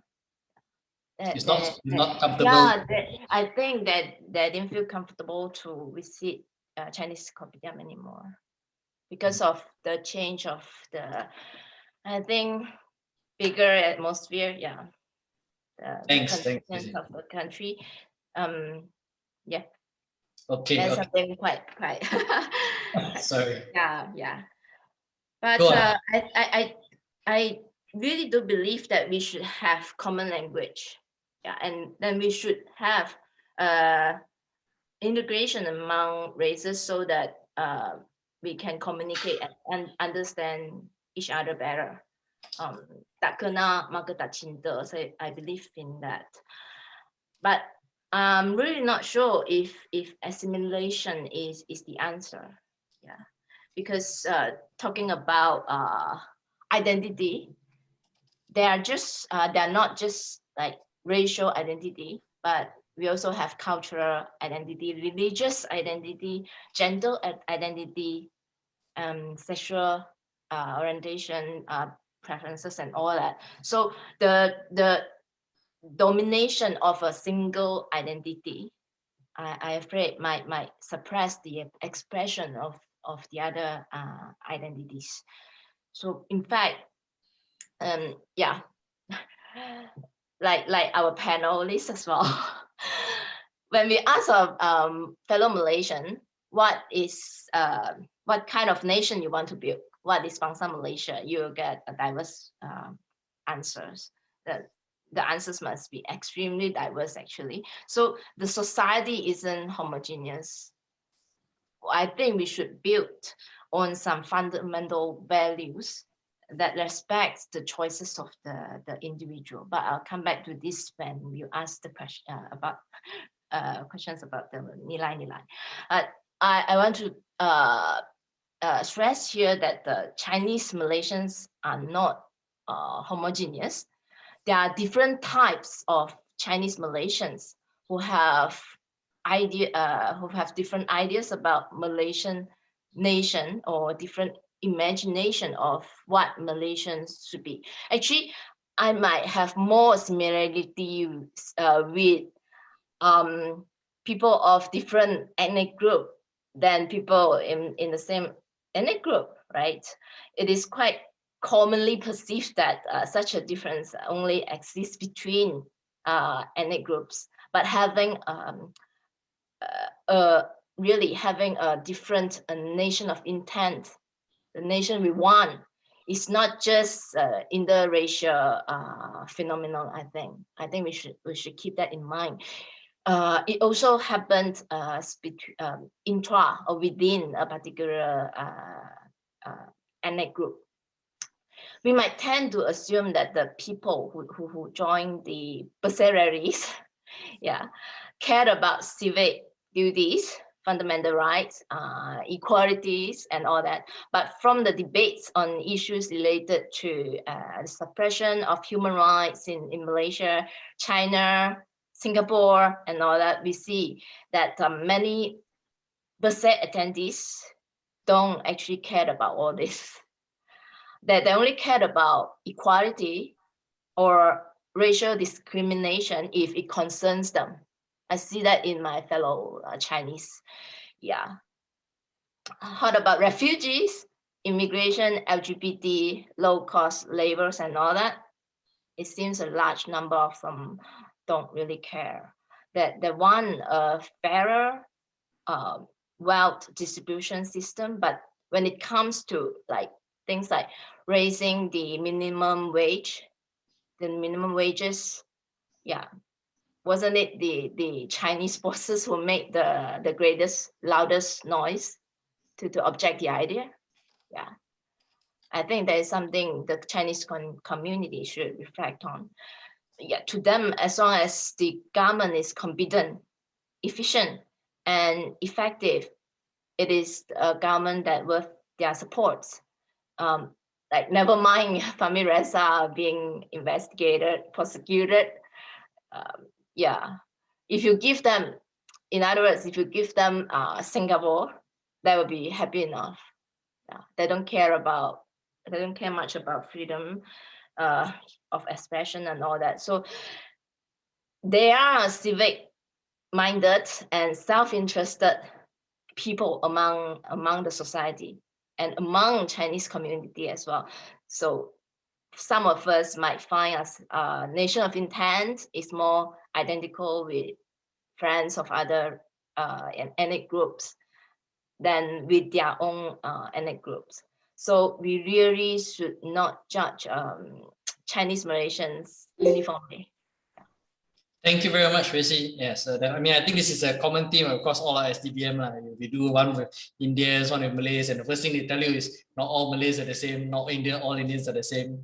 Nowadays, the catchy word for this sort of things like intersectionality, multiple identities, competing identities, and yes, this is something that we try and integrate, and we take heed of this. You know, we don't want any one particular identity to be dominant and things like that. Yeah, so thank you, and thank you for the sharing of your personal story. That was very touching, very very meaningful. Thank you. Okay, kita pergi kepada saudara Reming. Boleh yang paling muda di sini, dipersilakan. Right. I guess, yeah, confirm I'm the youngest here. All right. So I appreciate the views given by Mr. Heng and Miss Debbie. Mr. Heng mentioned about how working class or medium class can shape bangsa Malaysia in terms of definition, and as well as how Madam Debbie sent her children to different education institution. Then I will share a bit on my personal experience on, because I'm the youngest here, I will share my experience on from my primary school to university level. All right. So I was given a chance to enroll in a Chinese vernacular school before primary school. Okay. And back then I mix. I would say I only mix with all Chinese with the peers. All right, but after I enter into secondary school, right, I start to mix around. I start to mix around with Indian, mix around with Malay, and so on. Even that time, I actually play football on a daily basis during afternoon with all the majority Malay and Indian. And I would say it's quite memorable. It's quite sweet. And even until now, I still remember who are they and so on. And I follow them on Facebook and see they're doing pretty well until now. And then when I entered university, which is the National University of Malaysia, I participated in several debate competition. Surprisingly, I'm the only Chinese in the debate team in Bahasa Malaysia, and I represented UKM in several debate competition as well.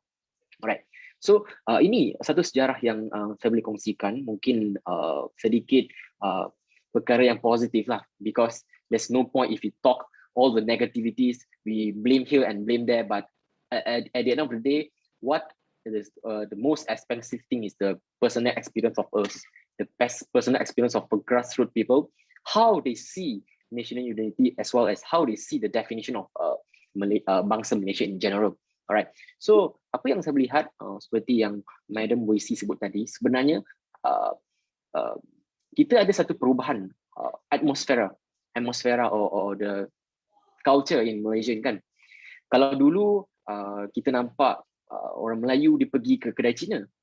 In Klang we have the famous Congkok Kopitiam. If mungkin Mr. Ned tahu Congkok Kopitiam nearby the KPTM Klang, right? So kita nampak ramai orang bukan Cina dia pergi kedai makan yang dibuka oleh orang Cina. Itu satu perkara, dan benda sama yang berlaku di luar bandar yang lain. Kita nampak lihat orang Cina akan pergi ke kedai ini dan sebagainya. Dan apa yang lebih kita patut banggakan adalah kewujudan kedai mama. Kedai mama adalah dibuka oleh orang India yang mama, tapi dikunjung oleh pelbagai masyarakat. Jadi itu I see that is a change.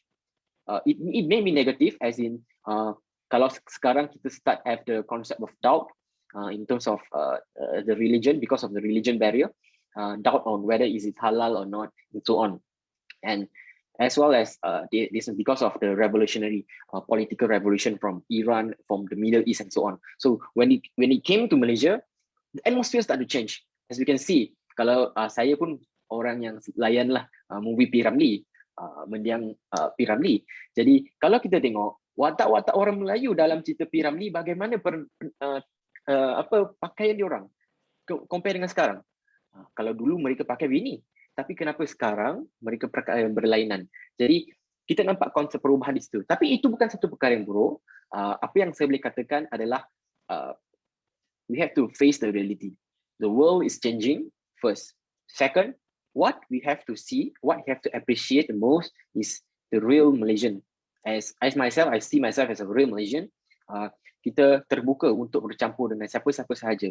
Kita boleh, even if now, kalau kita tengok Jabatan Statistik Malaysia pun, the statistic of multiracial or interracial marriage is getting higher year by year. Jadi kalau kita semua nak bersoal tentang Cina, Melayu, India, certainly there is not going to be a formula in future, sebab basically kita mungkin ada multiracial punya ethnic, specific ethnic. So kalau saya rasa perspektif adalah I would see it as a positive side. I would see a positive side as kita perlu menghargai kewujudan antara satu sama lain, kekuatan yang ada pada setiap orang. Mungkin ada yang pandai berniaga dan sebagainya. Jadi perspektif itulah yang kita perlu semai di kalangan orang-orang muda dan juga anak-anak kita mungkin pada masa akan datang. I really appreciate the fact that Madam Debbie, and I really happy to see that hantar ke sekolah kebangsaan. I mean, sekolah Cina lepas tu ke sekolah kebangsaan. It's a very good thing. I really touch on that, and as well as Madam Macy. Yeah, I think that's from my perspective. Thank you. Thank you very much, Riming. How come you know about Iran Revolution? You're far too young for that. Because books is everywhere. Yeah, we can read through and everything. Ramai orang di sini pandai baca. Yeah, good stories. I like to imagine you playing on the football field in Klang High School. Sounds nice. Glad that you guys keep in touch. Very good, very good. Terima kasih. Okay, the last question is about the nilai-nilai Bangsa Malaysia. This is a question that we ask all panelists and all our Siri Dialog. But before that, just real quickly, I apologize to our Facebook viewers if we didn't pick out each and every single comment and question, but we did send all of them to the panelists. So if there's any panelists who want to just very briefly answer or address any of the questions, some of them I saw by your friends. I think some of this. I can't pronounce the name. Xiaofui. She's a lot of your old friends there. You can have a look. It's in the WhatsApp chat group or the Zoom chat group. If you want to answer or address any of those questions, any comments, please feel free. You can just start speaking or put up your hand. Have a quick minute to look. If you want to jump in. Nat, maybe somebody asked here about how does national reconciliation fit into I think that's you have the name there. Chen Xiaofui. Yeah, I think that's your friend, right? Yeah, it's our old friend. Yeah, go ahead. Yeah, it's Wei Si, Wei Heng. It's all getting from last time, right? Right. Okay. So since I spoke about that, maybe I'll just sure. a quick thing on that. I feel that the national reconciliation part, of course, comes from the angle of building this national unity, right? Reconciliation and then unity. So how do we do that? So I was trying to explain it. I mean, of course, that involves like against hate speech, against anti-racism, anti-racial, all that stuff. But what I was trying to put at was, where does it start from? Yeah, and reconciliation starts from, you see, we always come from the angle that you are wrong and you should ask me for forgiveness. But then actually, we are wrong too, right? I mean, everyone has a wrong part to play, and if we can turn this into something where we put our hand out first, right? Whether you're Chinese or Malay or whatever, right? Can we put our hand out first and ask for, you know, forgiveness, really? Yeah, for the prejudices that each and every one of us have had. Yeah. So that was actually the angle that was coming from. Yeah. Thank you very much, Debbie. Yeah, you know, I think at Project Bangsa Malaysia, we are very the same. The old Malaysian modality is all Malay defend Malay, Chinese defend Chinese, and all this kind of thing. It's quite boring, to be honest, you know, and it will never get anywhere if you stuck in this as dasar pecah dan perintah. So thank you very much, Debbie. Anybody else would like to address any of the questions or comments on Facebook that was sent earlier? Okay, if not, well, feel free to jump in as we do this final round. So this final round is just a very short question. You know, as we say, every you know, the whole idea of Professor Teo mentioned just now that there's no bangsa Malaysia ada satu yang tidak jelas, tak pernah dijelaskan, never been defined, right? So of course, you know, in Project Bangsa Malaysia, we feel like if Abim define it or Power define it, it doesn't have any value if it's a top-down definition. It's only something that's meaningful if it comes from the bottom. Because we cannot ask, not so easy to ask every single Malaysian, but we try to ask some wakil masyarakat like say, well, you know, tokoh-tokoh. So you know, we believe in Project Bangsa Malaysia, we believe that there is more that unites us than divides us. And of course, politicians tend to focus on the opposite, right? So, but if it's true that there's more that unites us than divides us, then what are those things actually that unites us? You know, bagaimana kita boleh jelaskan konsep bangsa Malaysia? Sudah pasti setiap orang ada perspektif sendiri, pandangan tersendiri, tapi tak apa, kita ada masa sikit supaya jadi sikit. So we decided to go around and ask as many people as we can lah. So yes, so maybe if you can boleh huraikan apakah pada pandangan anda, apakah nilai-nilai bersama yang harus dijadikan nilai-nilai yang mendefinisikan bangsa Malaysia? Mungkin kita boleh bermula sekali lagi dengan Profesor Teo.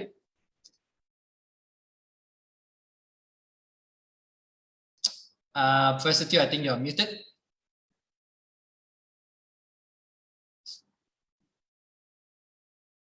There you go. Terima kasih. Baik. Ya, Okay. ya, sebelum saya mula bercakap tentang nilai-nilai asas bersama dalam pembentukan bangsa Malaysia ni, ya, sebelum itu ada komen tentang apa yang saya kata daripada Puan Chan dan juga Encik Ong. Dan saya kira ulasan yang diberikan oleh Saudara Tai itu sudah memadai lah. Maksudnya Saudara Tai telah menjawab untuk pihak saya. Okay, terima kasih ya. Terima kasih.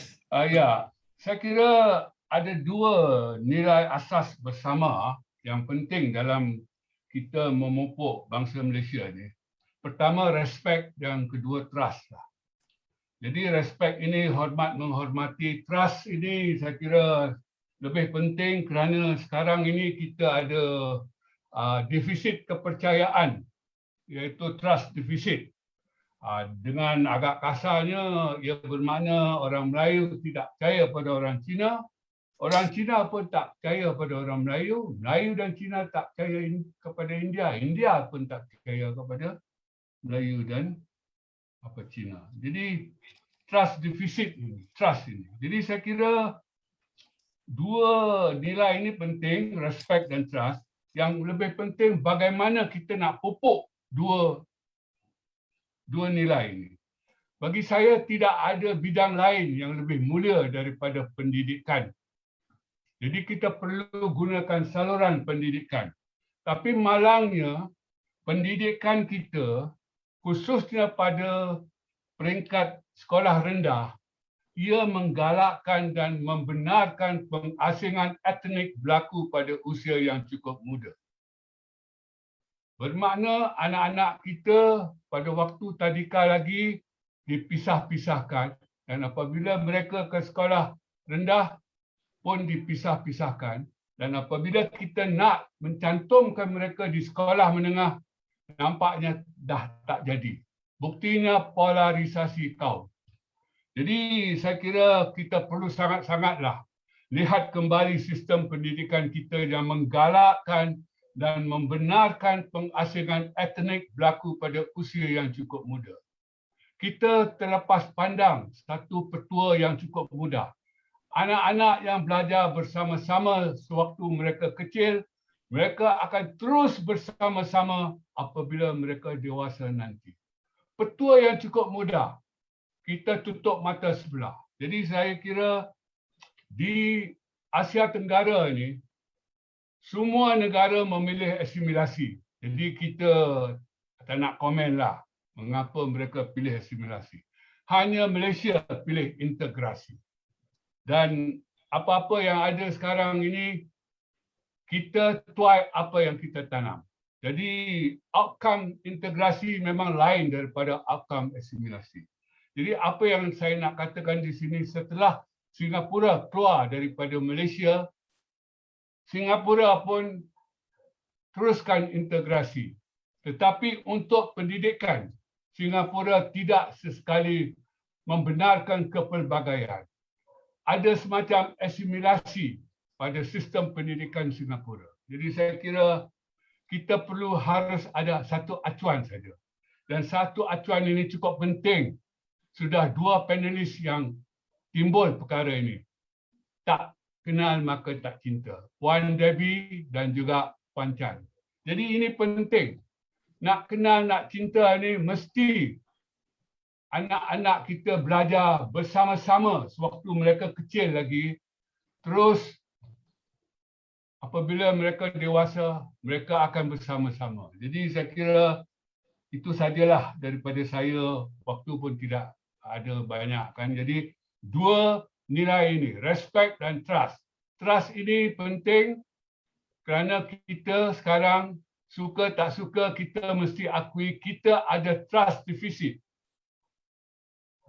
Jadi takkan selama-lamanya kita nak hidup macam ini. Kita macam tinggal dalam satu rumah, 3 bilik, nak ke tandas pun, kunci bilik pun tak ada confident lagi. Maknanya sesuatu yang cukup parah lah. Jadi saya kira itu saja, Saudara Tan. Terima kasih banyak Profesor Teo.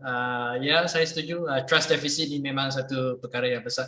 Dan ini juga jadi faktor dalam membanteras COVID, dalam perang kita bersama COVID. Trust deficit ini semakin nampak dan semakin menyusahkan. Mungkin terutamanya antara rakyat dengan politikus.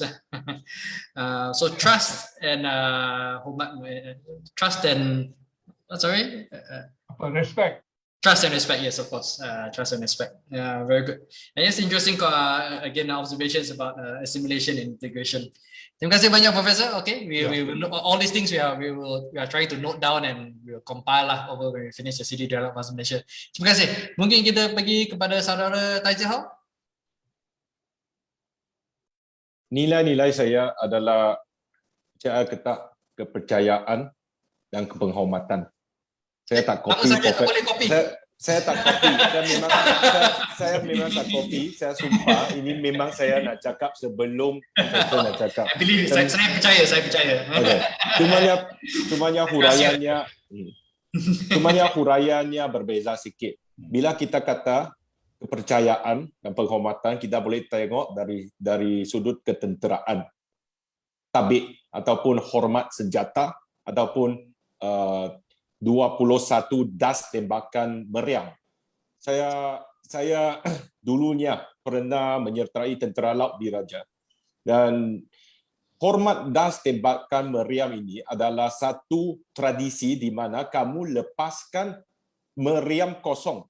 Dan dulunya sewaktu zaman Napoleonik, bila satu das dilepaskan oleh sebuah meriam, memerlukan 2 minit untuk mengisikan peluru. So das kosong daripada meriam bermaksud dalam 2 minit ini saya tidak boleh menyerang kamu. Maka akan dibalas balik dengan das kosong meriam yang sama bilangannya. Justru dalam isu bangsa Malaysia ni, semua kaum di Malaysia kalau boleh masing-masing melepaskan das meriam kosong. Ini memerlukan kepercayaan untuk mewujudkan penghormatan. Kalau kamu tidak percaya dan kamu sekadar meminta pihak sebelah sana untuk lepaskan das kosong dahulu, siapa nak percaya kepada siapa? Maka mana penghormatan itu?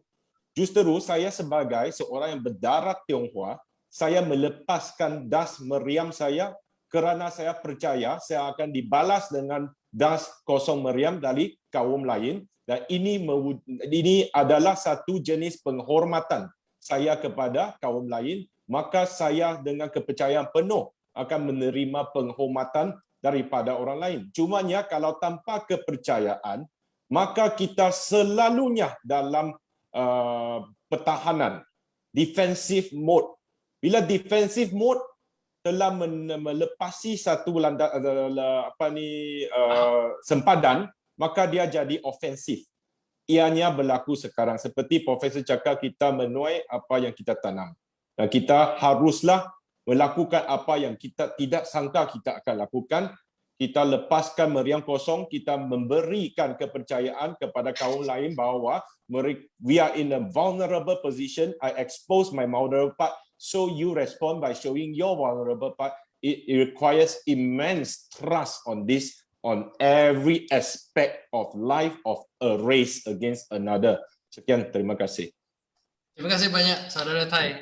Satu analogi yang agak menarik. I didn't know that. You're a naval man. Officer, how long were you in the Navy, boss? For 2 years as an acting midshipman. Dia macam lieutenant muda. Saya masuk tentera laut di Raja di British, bukan di Malaysia.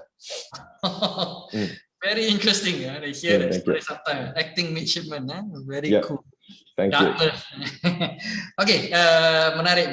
And yes, of course, I think this is definitely the essence the show trust. And kalau kita tengok movie dalam kebelakangan ini, Raya and the Last Dragon, this is the exact same theme lah.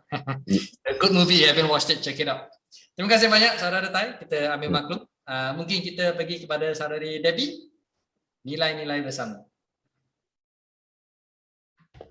Yeah, I'm wondering whether, right, sebagai tempat permulaan, bolehkah all the kaum-kaum adopt the rukun negara actually, to go back to the rukun negara. Sebab di sekolah, of course, semua anak-anak belajar prinsip-prinsip, right? Macam kepercayaan kepada Tuhan, kesetiaan kepada raja and all that.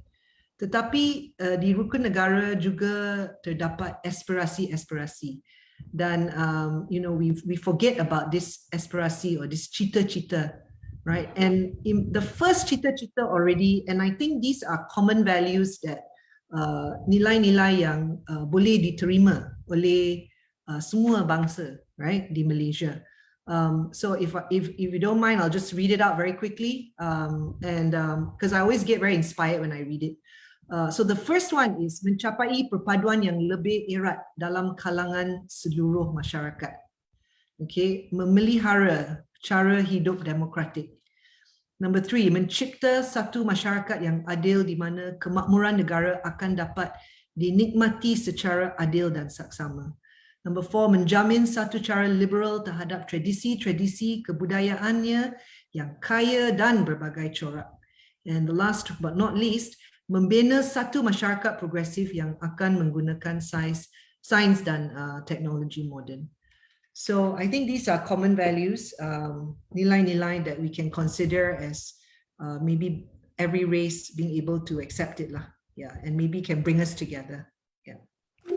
Terima kasih banyak. Thank you very much, Debbie. Yes, of course, a lot of people refer to the Rukun Negara, and maybe to some extent we might be looking at something like a Rukun Bangsa Malaysia, and maybe you can consider it like a part 2, as an update. I mean, this is a good set of things, but it's also 67 years old, so maybe it'd be interesting to see what an updated version might look like.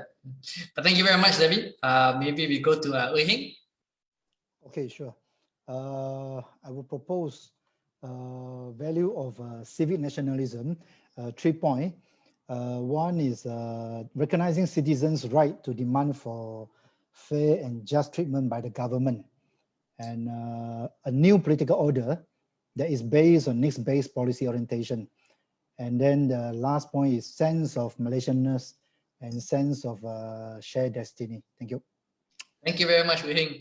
Heng and I know each other from long ago. Used to work in political circle. So tonight, almost everything Heng say still got Take that. I think we had a lot of discussion. No one answered that before lah. That's the first one, the first two. It's a quite interesting answer. Kita belum pernah dengar lagi pendekatan ini. Terima kasih saudara Heng. Okay, mungkin kita pergi kepada WC. I think Professor Theo really dropped a very tough question. Yeah. Whether we should start from education. Yeah. I actually believe that we should have common language. We should speak a common language, and then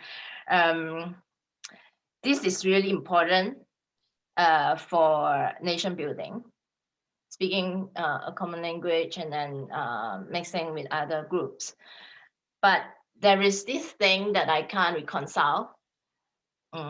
Yeah, perhaps you can help me. First is, as the Chinese educationist says, mother tongue education is a fundamental human right. Okay, it's a fundamental, we all perhaps agree that it's a fundamental human rights.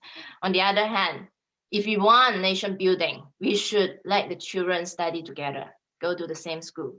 How do we reconcile these two things? I wonder if you can have like integration, but preserve our diversity. How can we do that? Because if you talk about assimilation, after assimilation at the stage of education or a language, wouldn't it be proceeded to like assimilation dari segi agama, right? Religiously, do we also have to assimilate it? Yeah, that is also another question. So I tend to embrace diversity rather than uniformity. It's just that I can't come up with a solution. How can we have some an enough degree, sufficient degree of integration among races without the children going to the same school? That's also my own conflicts in mind. Overall, ultimately, I think the nilai-nilai that we should embrace should be equality and basic human liberty. And I think we should find ways to institutionalize them. Like I said, many Chinese fight for equality because of the systemic discriminations against non-Bumi. But we should bear in mind, the Chinese should bear in mind that equality and human rights or human liberty are not only limited to equality for racial minority, but also for people of different gender preferences, sexual orientation, for foreigners as well. They also have their fundamental human rights. We can't only take whatever that concerns us, right? And leave others. But I think reaching this is an uphill task. So at this stage, I think we need more patience and tolerance, these two values, to listen and to know each other, judge less, and then understand more, so that we can find out our similarities and then differences and reason. I think it's important that we always reason and not just shout out whatever towards reaching the ultimate goals. Thank you very much, Tracy. Judge less, listen more. think this is a very good, not only Malaysian nilai-nilai, but good life skills. Your life will be much happier. I found your life is much happier when we do that. As to the question, of course, what you're talking about, this education question is a very old debate lah. The Dongzong on one side, people like Professor Teo on the other side, having this debate for a very long time. But maybe it's not a zero-sum, left or right kind of thing lah. Maybe it's a spectrum. So the Sekolah Wawasan didn't seem super successful the first time, but it's an idea among those sides might be an example of some middle ground. Maybe it's again not just like two, either one stream or multi-stream, but there's some way to integrate, some way to find it. In Project Bangsa Malaysia, most of us feel that most problems that Malaysia face, there is a approach, a solution that can satisfy about 60 to 80, 90% of people. You'll never satisfy everyone, but we feel that most problems, we believe there is actually a decent middle ground that can satisfy most. And now what we're trying to do, the whole idea of the project is to actually list up what those things are. And one day we will also try to tackle the question of education. Thank you very much, Racy. Sorry, I talked very long. Okay, lastly, Wei Ming, all you, sir. All right. I would say before we come to what is my proposed our common value to build up a Bangsa Malaysia is that we must take note on the democracy system, whereby our government, our policy, our law will be a reflection towards our will of the people, the will and the will of the people. If we want it this way, and the law, politics, the government should have implemented policy as what we think. So my proposed common value for to build up a Bangsa Malaysia is pretty bottom-up nilai. Instead of we institutionalize this and that, I would say in Bahasa Melayu, nilai kebersamaan dalam keharmonian. Why? If notice, kebersamaan dalam keharmonian, kebersamaan is when we live together. It doesn't matter where we live, but it's a matter of how we interact with each other. It could be geographically, it could be we living in the same taman, it could be we study in the same school, it could be we working in the same place, and so on. But it is never a case where bersama tak semesti harmoni. We can live together, but it doesn't mean we are harmony. We can still have conflict, we can still have this and that. So for us is to build up the Bangsa Malaysia, right? Kebersamaan and keharmonian must come hand in hand. It must come hand in hand. So for me, live together meaning we can learn each other. I can learn your language, I can learn your culture, and so on, so that I won't step on any pantang larang of yours. So for me, this is the first nilai that I can propose. And the second thing is that zero skeptical and zero prejudice towards anyone. So for me is that it is kind of this value is kind of a negative for some of you, as in zero skeptical and something. But for me, rata-rata kan masalah yang berlaku dekat Malaysia ni, isu-isu yang mengekang pembentukan Malaysia yang lebih harmoni. Kita belum berbicara tentang bangsa Malaysia, tapi bicara tentang Malaysia yang harmoni pun belum lagi. We are not there yet. We still have conflict. We still have Cina sepet, ini yang menipu. Kita selalu ada skeptical. As Melayu adalah pemalas, this and that. All these skeptical, judgmental views here and there. So we want to build up Bangsa Malaysia. First thing is have to solve national unity. So how? To reduce or to get it zero prejudice and skeptical. So when there's no one that can spark this view, and even you spark that, let's say I mentioned something very radical, no one will support me.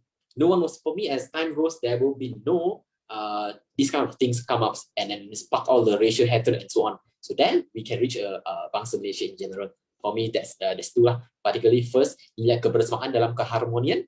Dan kedua, tiada prasangka dan prejudis terhadap mana-mana pihak berdasarkan kaum, agama, dan keadaan fizikal. Yeah. Thank you very much, Rayming. Yes, you're right. We go in stages. Of course, we're not here yet. You just want to get there. Yeah. Kebersamaan dalam keharmonian. Very good, very good. We'll note that down. Thank you very much, Remy. Okay, thanks so much for staying with us, everybody. It's been quite a long conversation, and thanks for your patience. Sorry, we didn't always keep to the time. But kita sangat menghargai lah semua pandangan-pandangan, lontaran-lontaran idea dari semua panelis. Kita menghargai panelis yang mengambil masa, kita menghargai rakan-rakan di Facebook yang menonton bersama kita dan yang membagi pandangan. Saya minta maaf kalau kita tak dapat respon kepada semua. Saya menjemput panelis untuk pergi ke laman Facebook untuk respon di sana pun, amat dialu-alukan. Yeah, it's a great conversation with a lot of different perspectives, a lot of different ideas, a lot of things to reflect on and think about lah, you know, which we find very valuable. So I think, without further ado, I think we probably have to stop the Facebook stream very soon. But again, thank you so very much. We really appreciate it. We really appreciate your help in helping us make this project a reality lah, Bangsa Malaysia. Walaupun mungkin nampak macam lama lagi, tapi siapa-siapa tahu. We are working it slowly, one day, I think we'll get there. Okay, terima kasih banyak. Feel free to say good night to everybody, and thank you so very much. Thank you. Okay, I'm going to stop the stream now. Terima kasih.